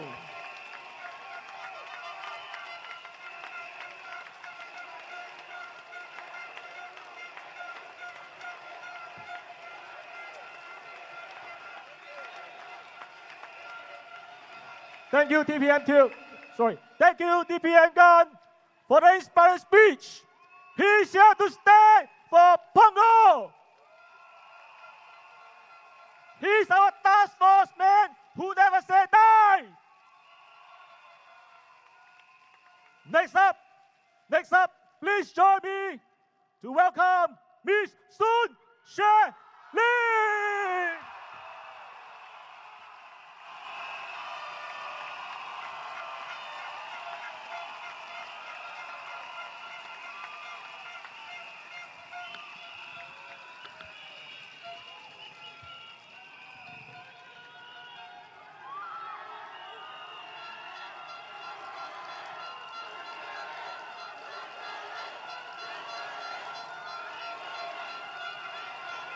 My dear residents, my dear children, thank you for joining me for tonight's rally.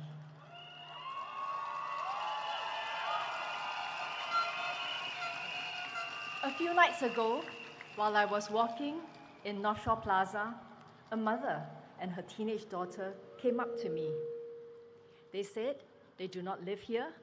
They have traveled here far from where they live in the West to come and see me. They would like to take a picture with me, they said. I happily obliged. I asked the young lady how she was. When she heard that, her face crumpled and tears started rolling down her face. She said, I read your Facebook post, Miss Soon, about how you were bullied in school, and I needed to come and see you. Oh, my darling girl, I said to her, I see you. She burst out into more tears. I put my arms around her. We took a picture together, tears rolling down both our faces. I don't know how this young lady had suffered. She said she would write to me, but pain sometimes transcends words. And when kindred spirits meet, sometimes words are not needed. In the midst of COVID-19, I had started a project with a group of youth. It was called Project It Will Be Alright. Amidst the fear and the uncertainty of COVID-19, we rallied youths together to share their mental well-being challenges.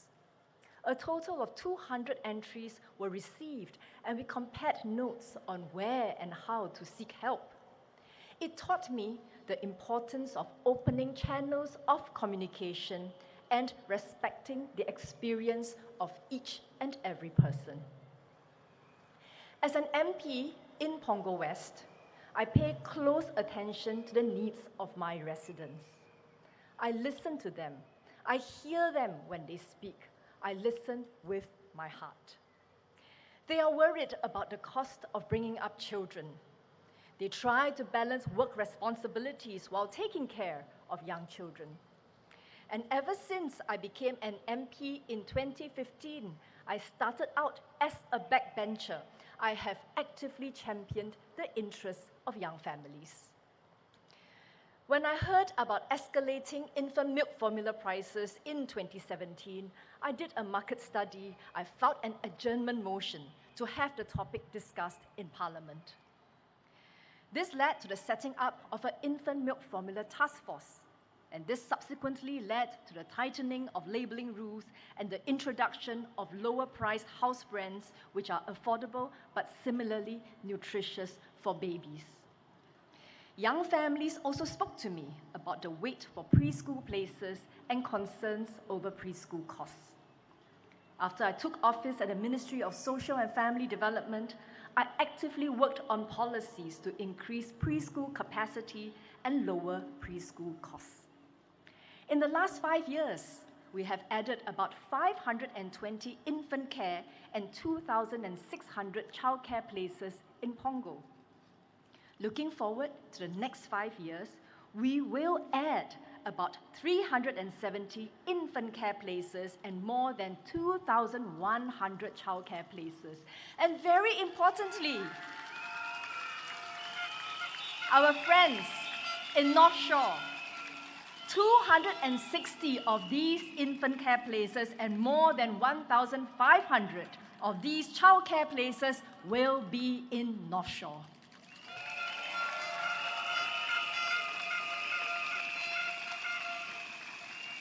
I have also announced repeated fee decreases in childcare fees in the past few years. I know more will need to be done to address the needs of young families.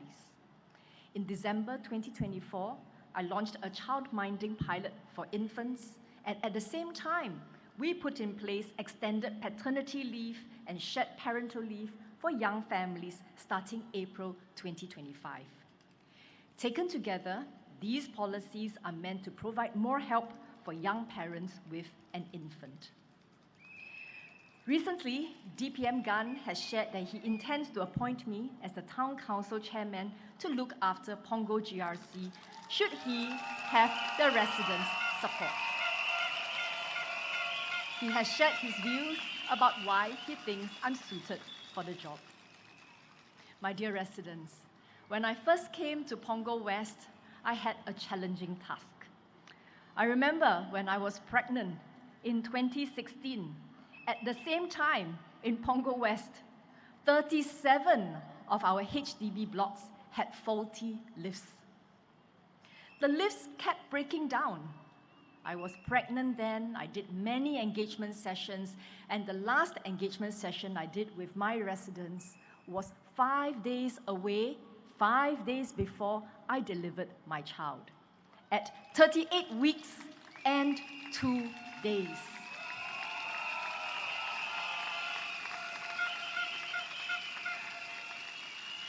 I like to think that the delivery of my child was particularly quick and smooth because I had to climb many stairs since the lifts were not working.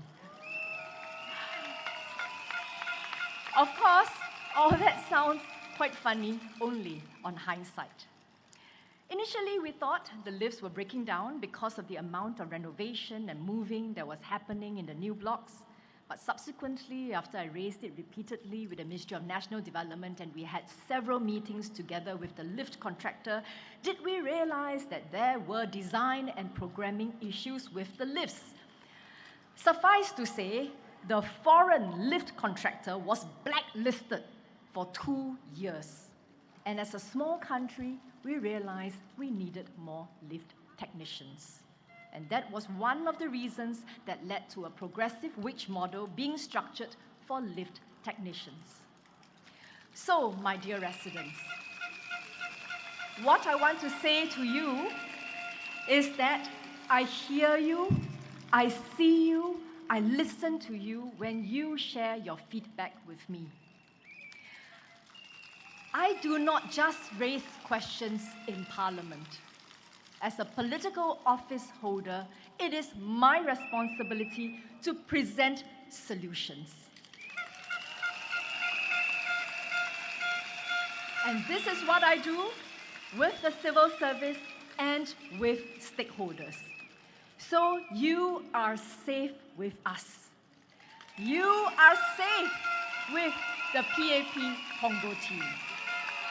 We will not only listen to you, we will speak up for you, but also take action to create a better life for you. We are a party of action. We are the People's Action Party.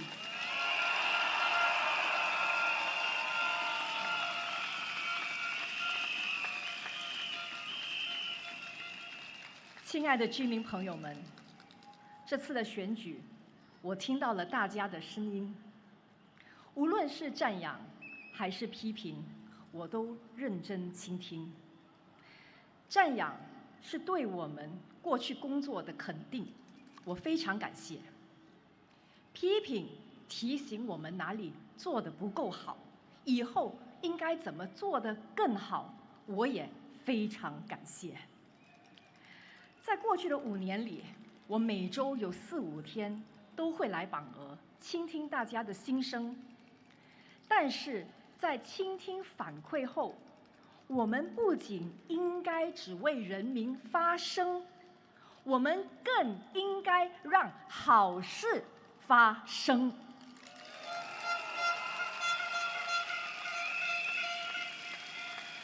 这5年里，我挨家挨户做了157次家访，了解居民的反馈，还做了27次的社区巡视，解决一些社区的问题。我还会另外找时间去探访特别有需要的家庭。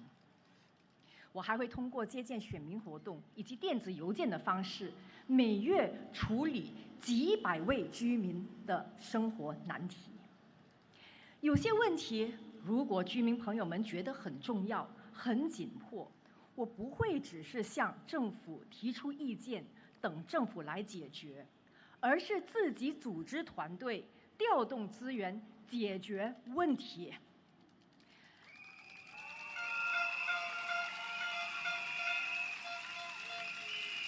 例如，在冠病疫情期间，如果大家还记得，当时口罩非常短缺，不仅是新加坡短缺，全世界都短缺。当时有的年轻家庭向我反馈，市场上没有儿童口罩。我于是就找到了一位会缝纫的居民，开始在家里自己缝制口罩。第一批我们做出了300个口罩，很快就送完了。孩子们也特别喜欢口罩上的图案。之后，我把这个爱心缝制口罩的活动推广到全国，组织居民们一起动手，一共自制了50多万个可以循环使用的口罩，免费送给了很多有需要的社群。这些事情不是政府让我们做的，而是看到居民有需要的时候，我们就立刻行动起来，尽最大努力解决问题。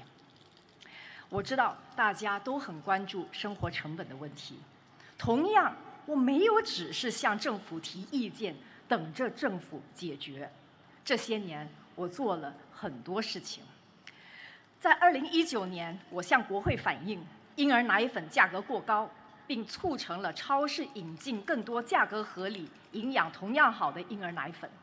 在2019年，我看到我们的育儿中心不足，于是我推动政府增加育儿中心。这5年来，榜鹅已经增加了520个婴儿托育名额，以及2600个幼儿托育名额。同时，我还屡次降低育儿中心的学费。在2021年，我和团队在榜鹅发起了半价购物活动。我们自己联系慈善机构，召集义工团队，自己筹款搭棚子、铺地板、摆摊位。现在我们的社区每2个月都有半价购物活动，每次让500名居民受益。在2023年，我们把之前的集装箱图书馆扩建成现在的 Lighthouse， 为孩子们提供免费的课程。居民朋友们，难道这些不是对生活成本和教育成本的方法来解决问题吗？我们是不是只是等政府来解决问题？不是的，我和我的团队自己在社区发起了这些活动。居民朋友们，面对问题的时候，我们不会怨天尤人、自暴自弃，而是迎难而上，自强不息。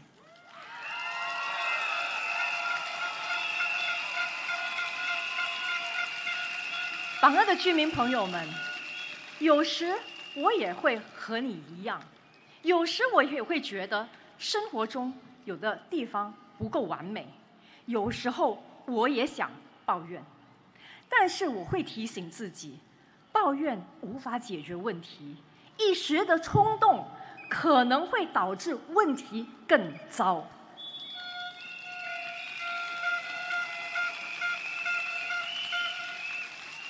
我很喜欢一个成语“宁静致远”，什么意思呢？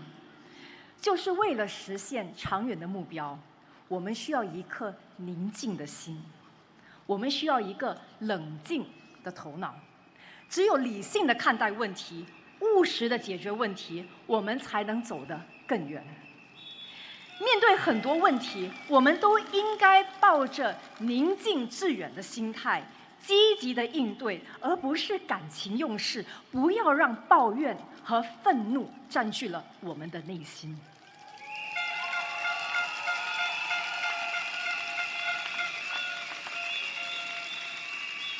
榜鹅的居民朋友们，我了解新兴的榜鹅社区还有很多不完美的地方。您的声音我听到了，副总理听到了，我们的团队都听到了。榜鹅的居民朋友们，我可以向大家保证，既然我来到了榜鹅集选区，我愿意为榜鹅的每一位居民分忧解难。我不仅只为人民发声，也会让好事发生。请选择人民行动党，榜鹅的未来一定会更有希望。谢谢大家。谢谢孙雪玲部长给我们带来美好的憧憬，榜鹅一定会更好。Now, let's listen, follow the heart, be clear to welcome Prime Minister Mr. Lawrence Wong.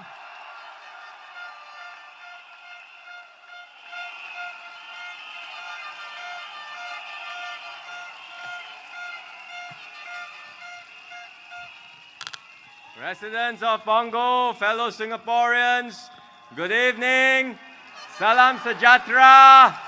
Malai vanakkam. 大家晚上好。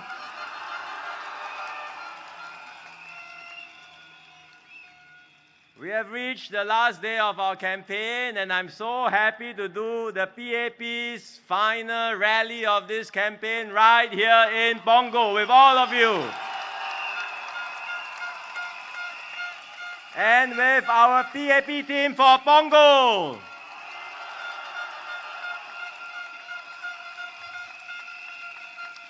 Let me say a few words in Malay, and then I'll do Mandarin, and I continue in English after that. Saudara-saudari sekalian, hari ini ialah hari terakhir campaign. Esok ialah hari bertenang atau cooling off day. Ada beberapa perkara yang saya mau anda fikirkan. Saya berpeluang untuk berkhidmat sebagai Perdana Menteri anda sepanjang tahun lalu. Saya telah berikan segalanya demi anda, demi keluarga anda, dan demi negara kita.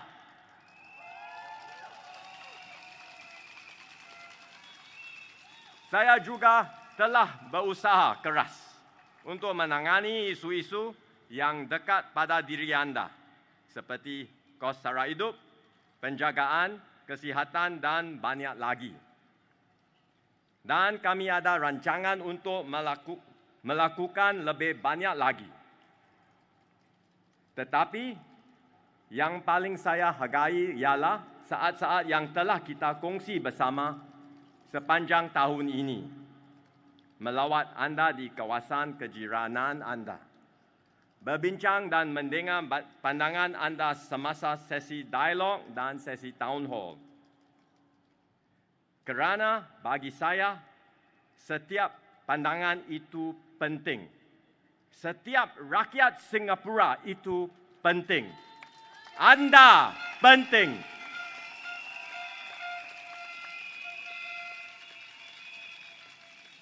Saya baru sahaja memulakan tugas ini. Saya dan pasukan saya berharap kami dapat lakukan lebih banyak lagi bersama-sama Anda semua. Maka itu saya mohon agar Anda memberi peluang kepada saya dan pasukan saya untuk berusaha sebaik mungkin untuk Anda.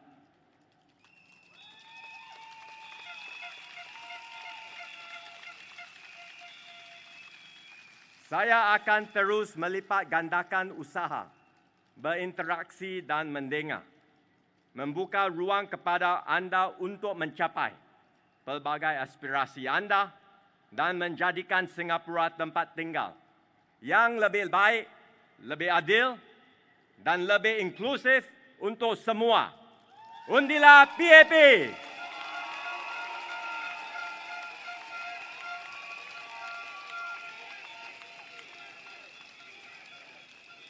亲爱的同胞，大家晚上好。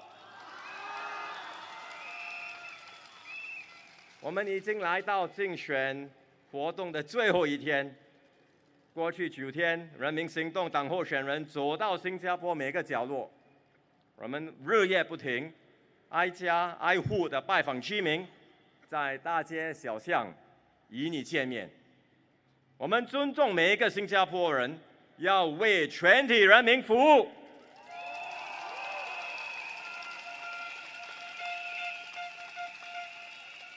我们细心地听取你的心声、你的烦恼、你的愿望。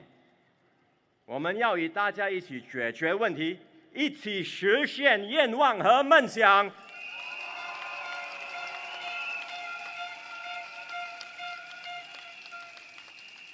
明天是冷静日，我预请大家冷静的思考，细心的分析，小心的决定，2天后做出的你的选择。今晚我要说一说我的想法，让大家参考。这1年来，我非常荣幸能够担任总理，为人民效劳。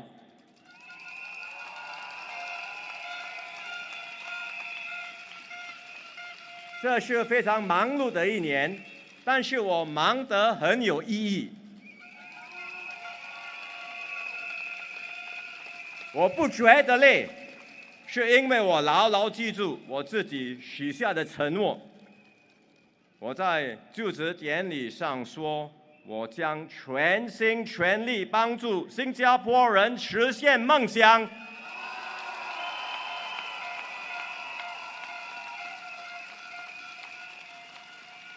过去1年，我每天在想的，每天在做的，都是要让大家梦想成真。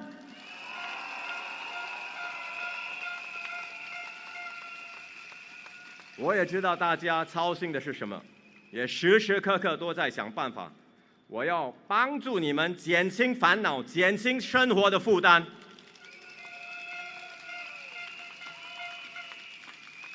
我知道自己责任重大，也决心尽自己最大的努力，照顾每一位新加坡人，每一个家庭。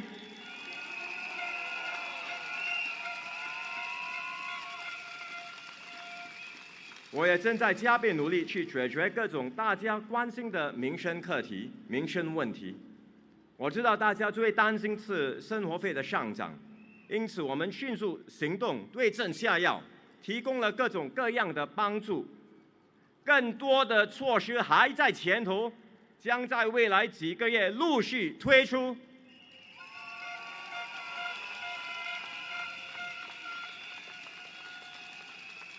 除了生活费，我们也让新加坡人安心的生儿育女，有个温馨的家庭。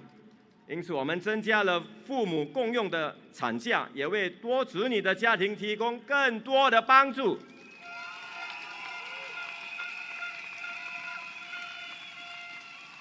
在孩子教育方面，我们不断改善制度，减少孩子的压力，也减少父母亲的压力，开辟了更多升学的路径，为孩子提供更多选择，更多走向成功的道路。而我们也尽力帮助国人加强就业的能力，准备在未来提供更多培训和提升技能的机会。在住屋方面，我们也确保国人买得起，也买得到住屋。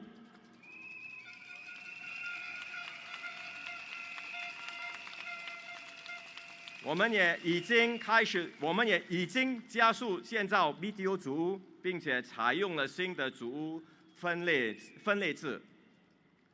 近年来，在帮助人民方面，我们做了很多，但是肯定还做得不多，还能够做得不够，所以在未来我们一定会做得更多、更好。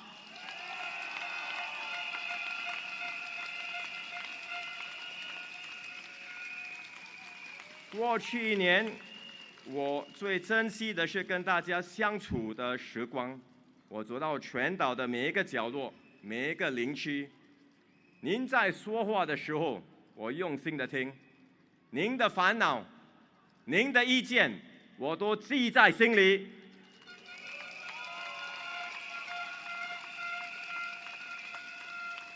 对我来说，每一个新生，每一位新加坡人都同样重要。我1年前出任总理，6个月前出任行动党的秘书长，我刚刚起步，还有很多计划要开展。为了实现这些计划，我个人的力量当然是不足够，我需要一个能干的团队帮助我。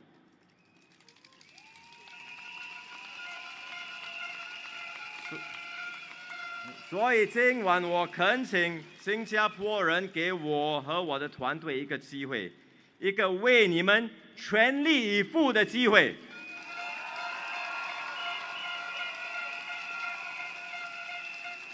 我向大家保证，我们一定会加倍努力，与民众坦诚沟通，尊重不同的意见，开拓更大的空间，让大家参与探讨国家大事，使新加坡成为一个更美好、更公正、更加包容的社会。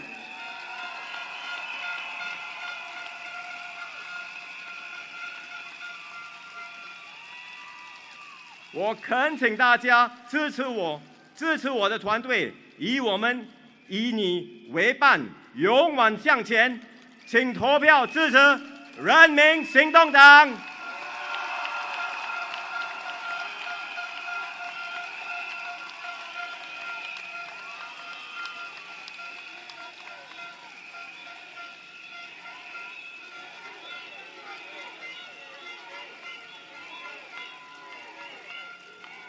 Friends, residents, fellow Singaporeans, once again, it's good to be here, right here on this last day of our campaign.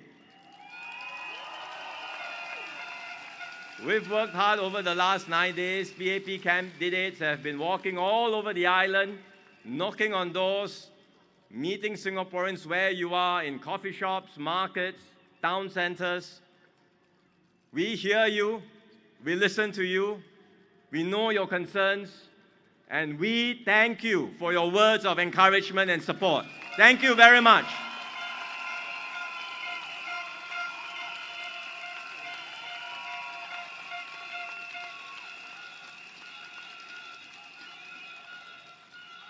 I want to first give a shout out to our PAP team in Punggol.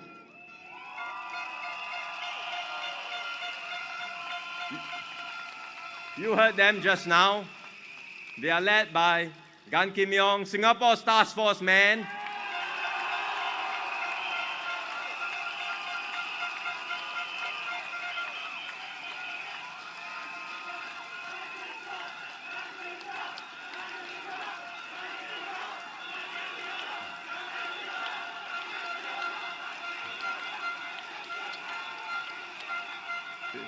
You've got Janil, Xueling, who's going to be your new town council chairman if elected.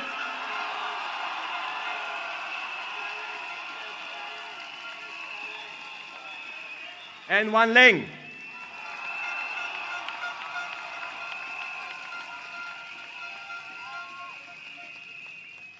The three of them have been here for some time, so you are familiar with them. You know them. You have grown up with them. Your children have grown up with them for some time. So you are in steady and experienced hand. This is a strong team who will take good care of you in Punggol. Please support the PAP team.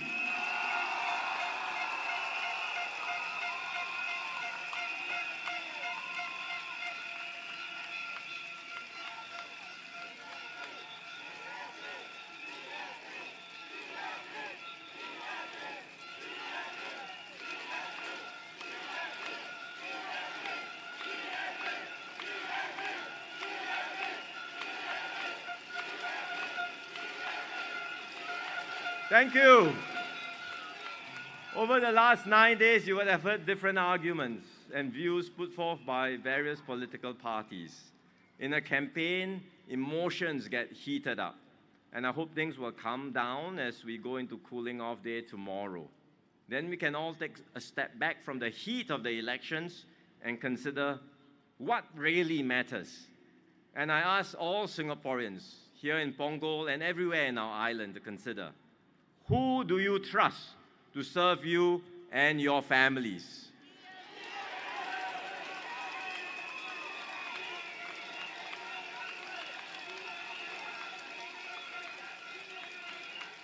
The party matters, the people you choose matter. They matter because they are the ones who will be the first to respond to municipal issues. The opposition says that national upgrading programs are now extended all over the island, which is so. But that is only the baseline, the minimum. Don't settle for the minimum. You can do better than that.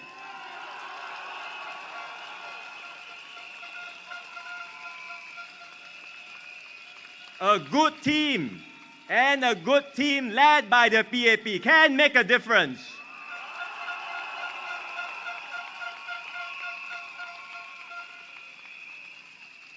We can come up with innovative solutions. We can customize initiatives according to your needs.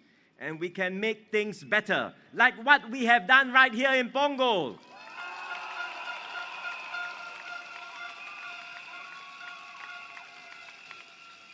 You look at all you have here now in Punggol today. Yes, some of it was due to national planning and national programs, but it's not only that. It's because successive generations of PAP teams have carefully tended to your needs and worked hard to make this a better home for everyone. And this work had started even before some of you moved here. So I hope Punggol residents in this coming election and on Saturday will consider carefully. You know the PAP team well. They have shared their plans with you. Xueling, as I said just now, will be the town council chairman if elected.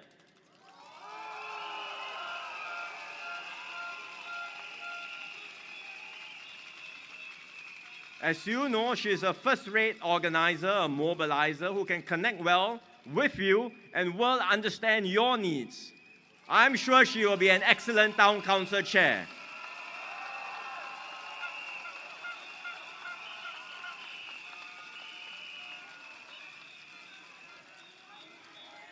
Gan Kim Yong will helm the new North Shore Division. I think he's already told residents that. But he will also provide overall leadership for the GRC like Teo Chee Hean did before.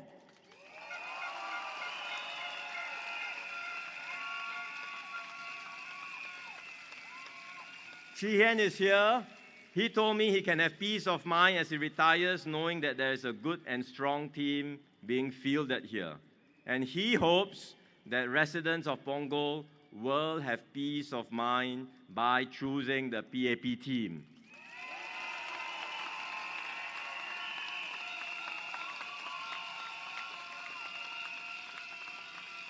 So I hope all residents will give yourselves and your families peace of mind.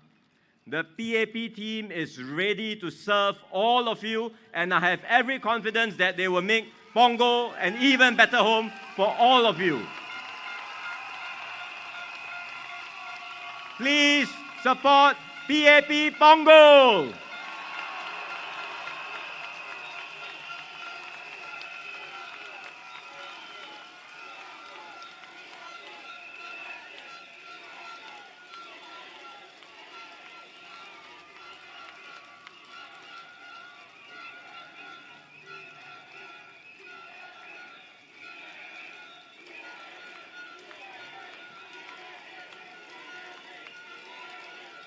Thank you. Besides serving in your constituency, the people you select will also serve as leaders. It's not just to represent you in your constituency, but they will also serve as leaders in parliament and in government. And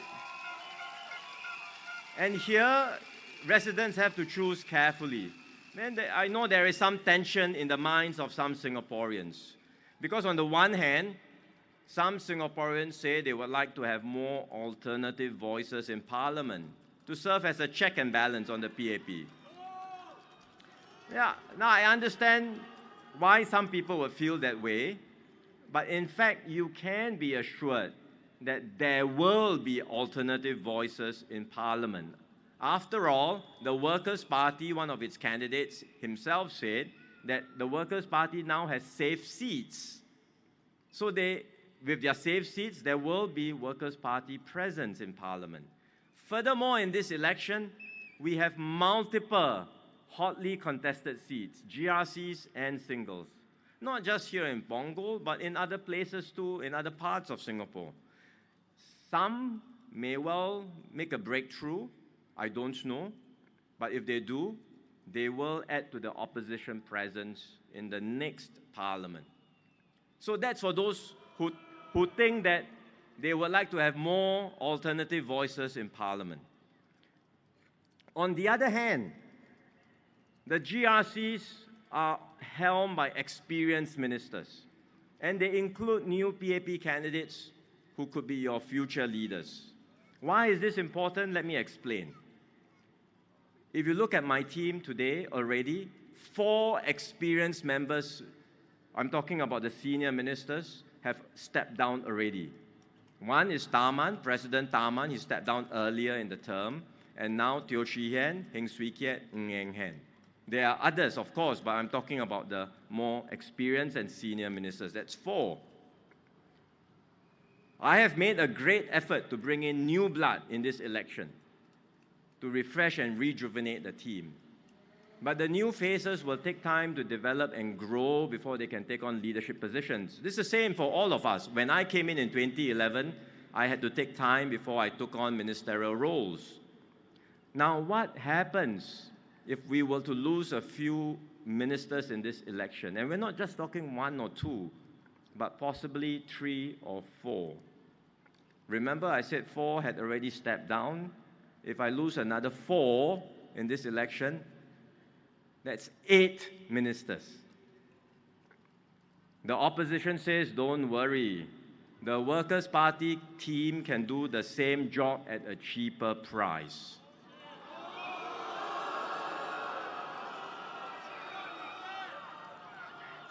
But you know that cannot be true.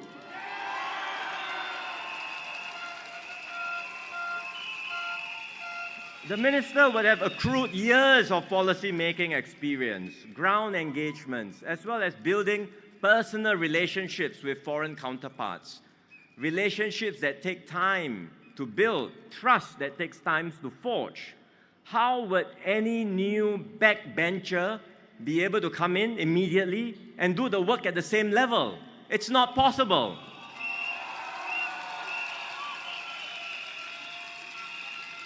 Or you think about team sports like football. In football, if the members of the starting 11, your first 11, if some key members are unable to play, what happens? Well, the coach says, never mind, I've got some backups, I've got substitutes. Yes, you have substitutes. You may even have a super sub. But remember, I said 4 already stepped down, another 4, if we were to lose another 4, that's 8 people. How many substitutes can you have? And everyone knows that even if you have substitutes, even if you have good substitutes, the team cannot function at the same level. It's true in football, it's the same in any organization, and it will be the same for my team.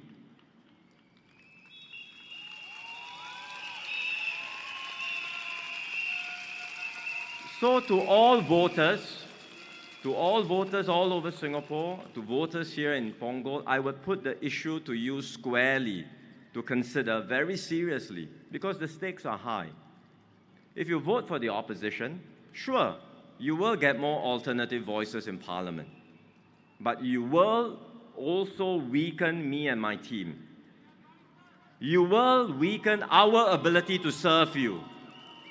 Ultimately, you will weaken ourselves, Singaporeans, at a time when Singapore is facing a very serious and growing challenge. But if you vote for the PAP,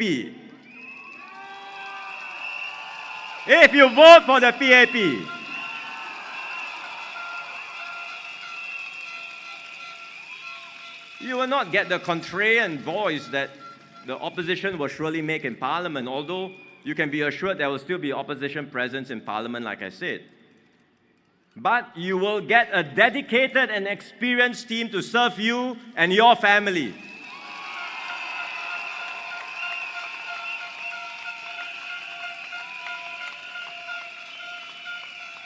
This team will speak up for you in Parliament. They will represent you. And importantly, you will have capable leaders in government who will help steer Singapore safely through this storm and take our country forward.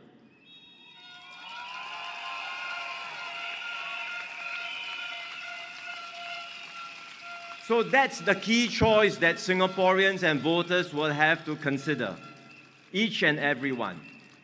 I know it's not an easy decision to make, but that's your privilege as a citizen of Singapore. You decide on the future of our country. That's how democracy works. You decide on the future of Singapore. Some of you may ask, how should I consider? What will my considerations be based on? How will I decide? Everyone will have their own perspectives and views. I would suggest you consider carefully the character of the individuals you choose.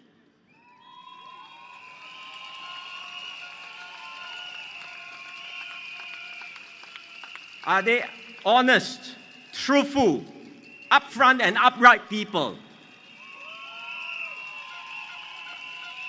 Do you trust that they will always put Singapore's interests first, above all else, the interests of Singapore and Singaporeans? Do you trust that they will uphold the fundamental ideals that we all cherish here in Singapore? So ask yourself these questions and consider carefully. I believe a lot comes down to character. Character matters, and I can personally vouch for the character of Gan Kim Yong.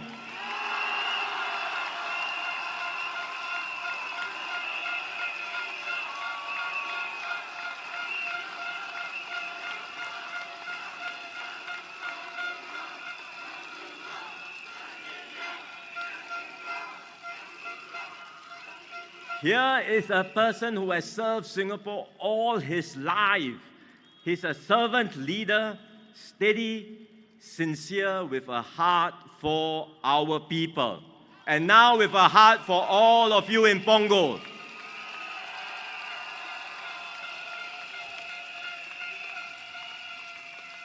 Kim Yong is not alone. The others in the Punggol team, as all of you know, because you are familiar with them, they are people you know, people you trust. They are committed, capable, and they are here to serve you.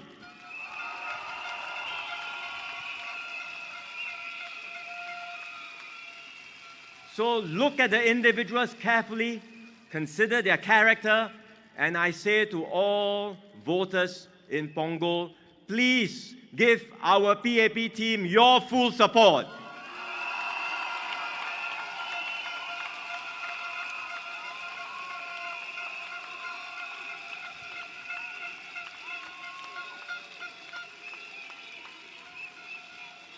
Friends and fellow Singaporeans, over the last 60 years, you have trusted the PAP to build Singapore with you. The PAP has walked this journey with you all this while. The opposition parties say they don't want to form the government. Whose responsibility is that? It's the PAP. The PAP does the heavy lifting. The PAP's job. It's not mine. They want more seats, but not more responsibility.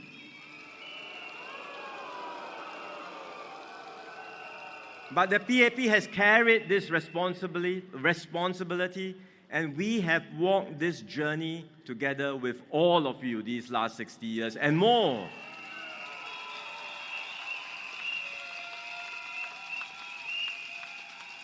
And this journey together has been a journey of faith. Because Singapore began with nothing. We had not enough water, no natural resources, no hinterland. We only had a people with different races, language, and religions, diverse but bound together by a shared conviction.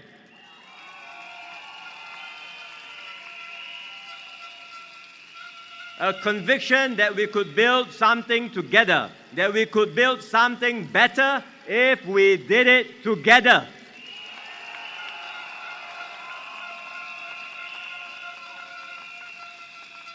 And so many people said that we couldn't make it, but we did. We made this happen.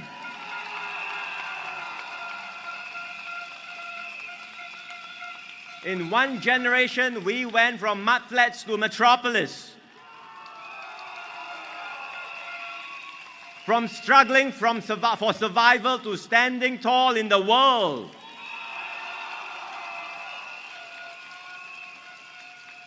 And look, it's not because we got lucky or somehow we struck lottery. It's simply because we stood as one people and we never gave up.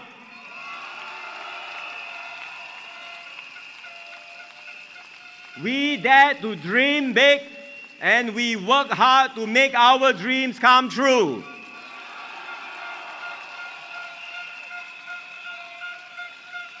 And along the way, we forged something special here in Singapore. It's not just a successful country, it's a harmonious, inclusive society and a strong and united people.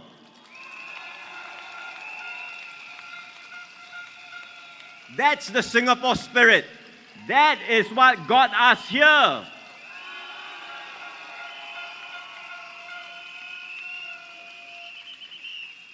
Now the world has changed, and what we relied on in the past is no longer guaranteed. You can see it around us. The major powers are clashing, tensions are rising, trade barriers are going up, global rules are breaking down. So we cannot stand still. Our next chapter of the Singapore story will not write itself. We must write it together.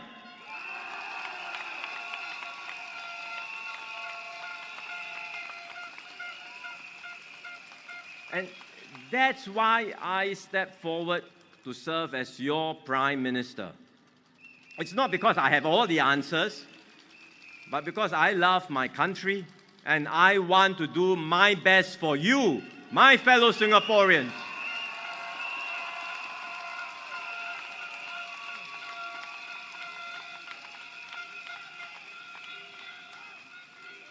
I believe that our best chapters lie ahead of us. And if we have the courage to renew ourselves, the humility to listen, and the strength to stay united, we will prevail and we will forge a brighter future.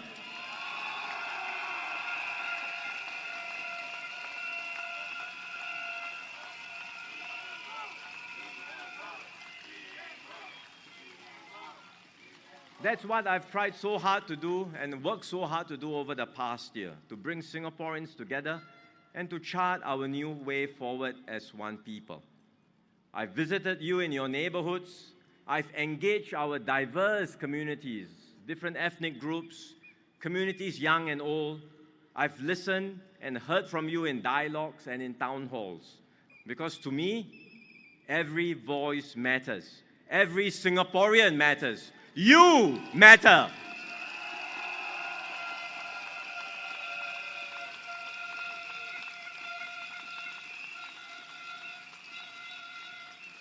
I've just started this work. As you know, it's only been a year since I took on the responsibility as Prime Minister, just 6 months as leader of the PAP. I don't do this work alone. I do it with my team. In the course of this campaign, I heard one of the opposition parties said, Lawrence Wong is nowhere like Lee Kuan Yew. So different. Standards have dropped. And I kind of laughed. Because who in Singapore is like Lee Kuan Yew? There is only one Lee Kuan Yew.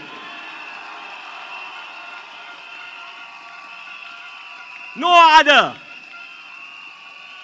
I don't compare myself to him. I am my own person. But remember, even Mr. Lee Kuan Yew had a team to work with. And so too will I. I need a team to work with all of you, to work for you, and to take Singapore forward.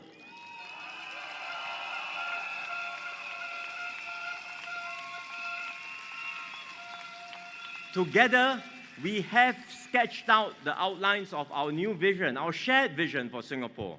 A Singapore that's more caring, more fair, and more just, where every child has a good start, every worker gets a fair shot, where families feel supported, not stressed, where our seniors live with dignity and peace of mind, where progress is measured not just in dollars and cents, but in lives uplifted, dreams fulfilled, and a sense of purpose shared by every Singaporean.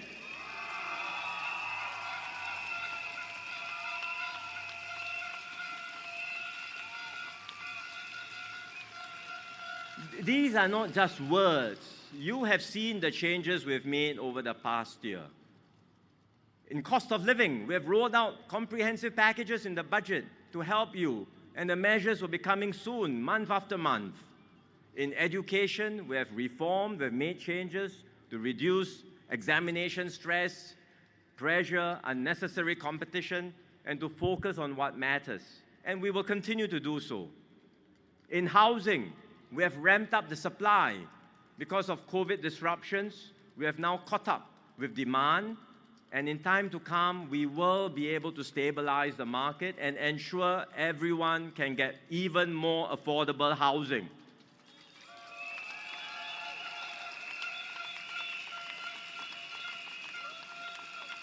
In healthcare, we have increased subsidies. We have made it more affordable. We have made it more affordable for long-term care. We are making it easier for you to stay healthy through Healthier SG. For our families, we are providing more support for parents, for young children. For families with more children, you will get more support.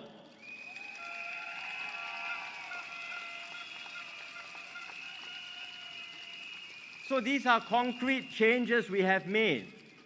But with your trust and with your support, we can go further.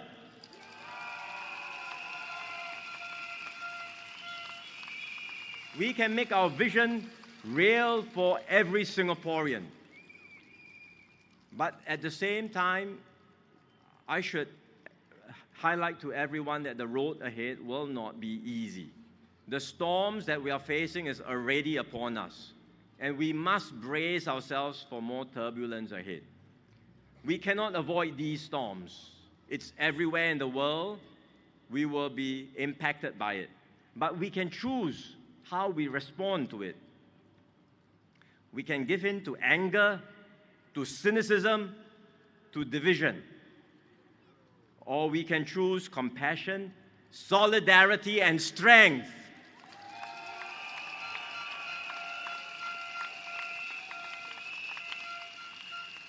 We can choose to tear down, as some in the opposition might want to do.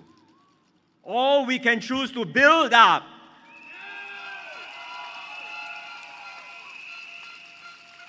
We can choose to pull apart. Or we can choose to pull together. And Singaporeans would have heard the campaigns, the speeches, you have read the manifestos of all the different parties. You know what different parties offer, but I say to you, what the PAP offers is very clear. We choose to build. We choose to pull together. We choose to unite Singapore.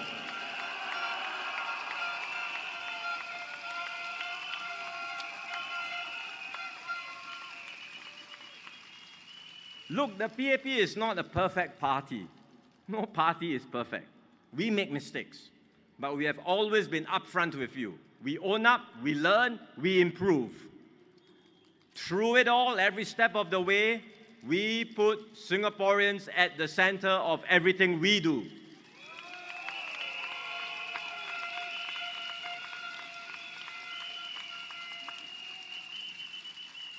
We don't just take the easy road. We don't just offer sweet and easy promises. We are prepared to take the hard road, so long as it is the right and responsible thing to do.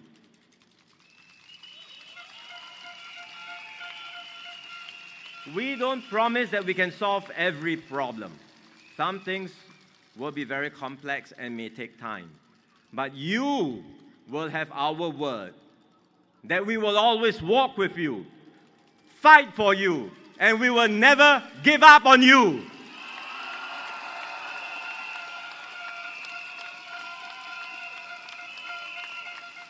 We will always do right by Singapore and Singaporeans. So if you give me and my team your support and trust, we will serve you with all our hearts.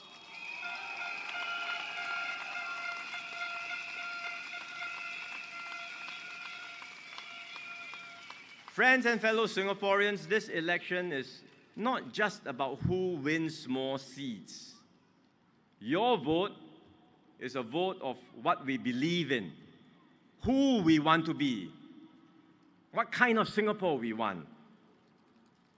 Do we want more politics, or do we want real solutions?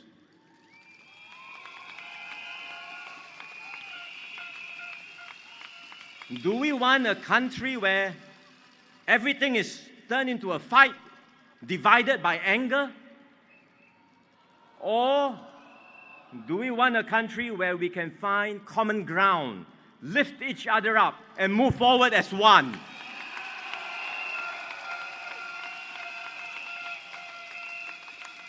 I say, let's choose unity over division. Let's choose integrity over half-truths. Let's choose action over posturing. Let's choose Singapore and build our future together.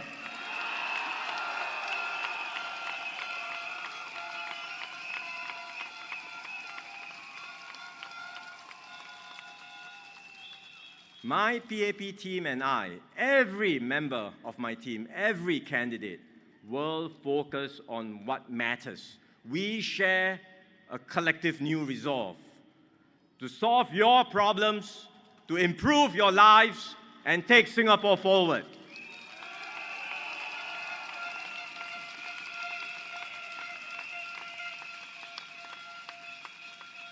So this Saturday, I ask all Singaporeans You have heard from all the different parties. Calm down, consider your options. And if in your heart of hearts, if you truly believe that the PAP is still the best party for Singapore in these uncertain times,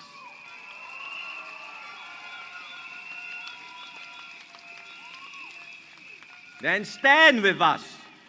Support me and my team. Vote for the PAP.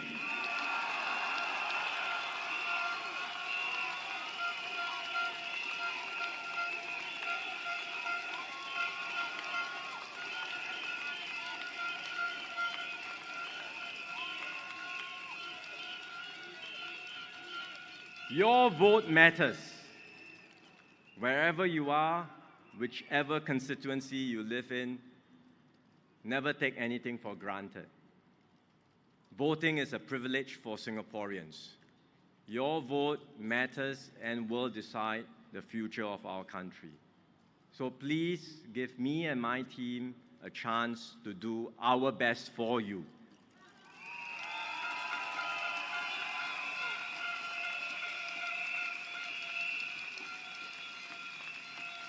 To all Singaporeans, to Punggol residents, I say, vote for the PAP, vote for a brighter future for you, your family, and for Singapore.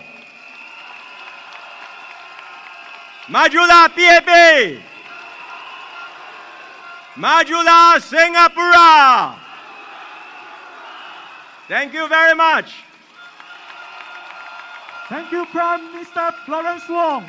May I invite the candidate for Punggol GRC and our guest speaker to the front.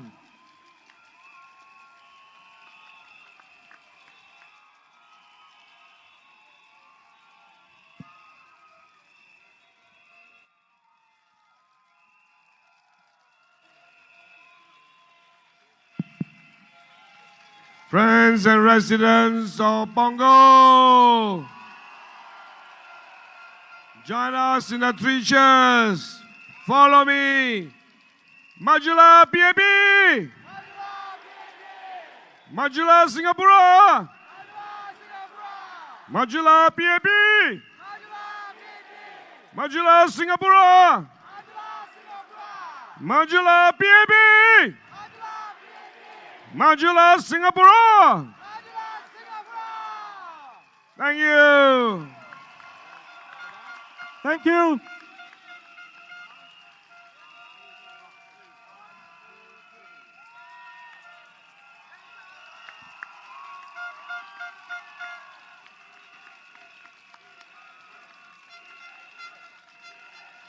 Thank you, Prime Minister. Thank you, DPM Gan. Thank you, candidates. Our guest speaker. Thank you, PAP.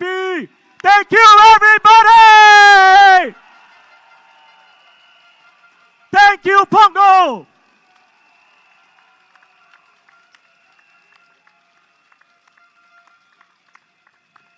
The rally has come to an end, but the fire within us will not end. Thank you. Please, please take your leave in a calm, cool, and a safe manner. We will see you again on 3rd of May.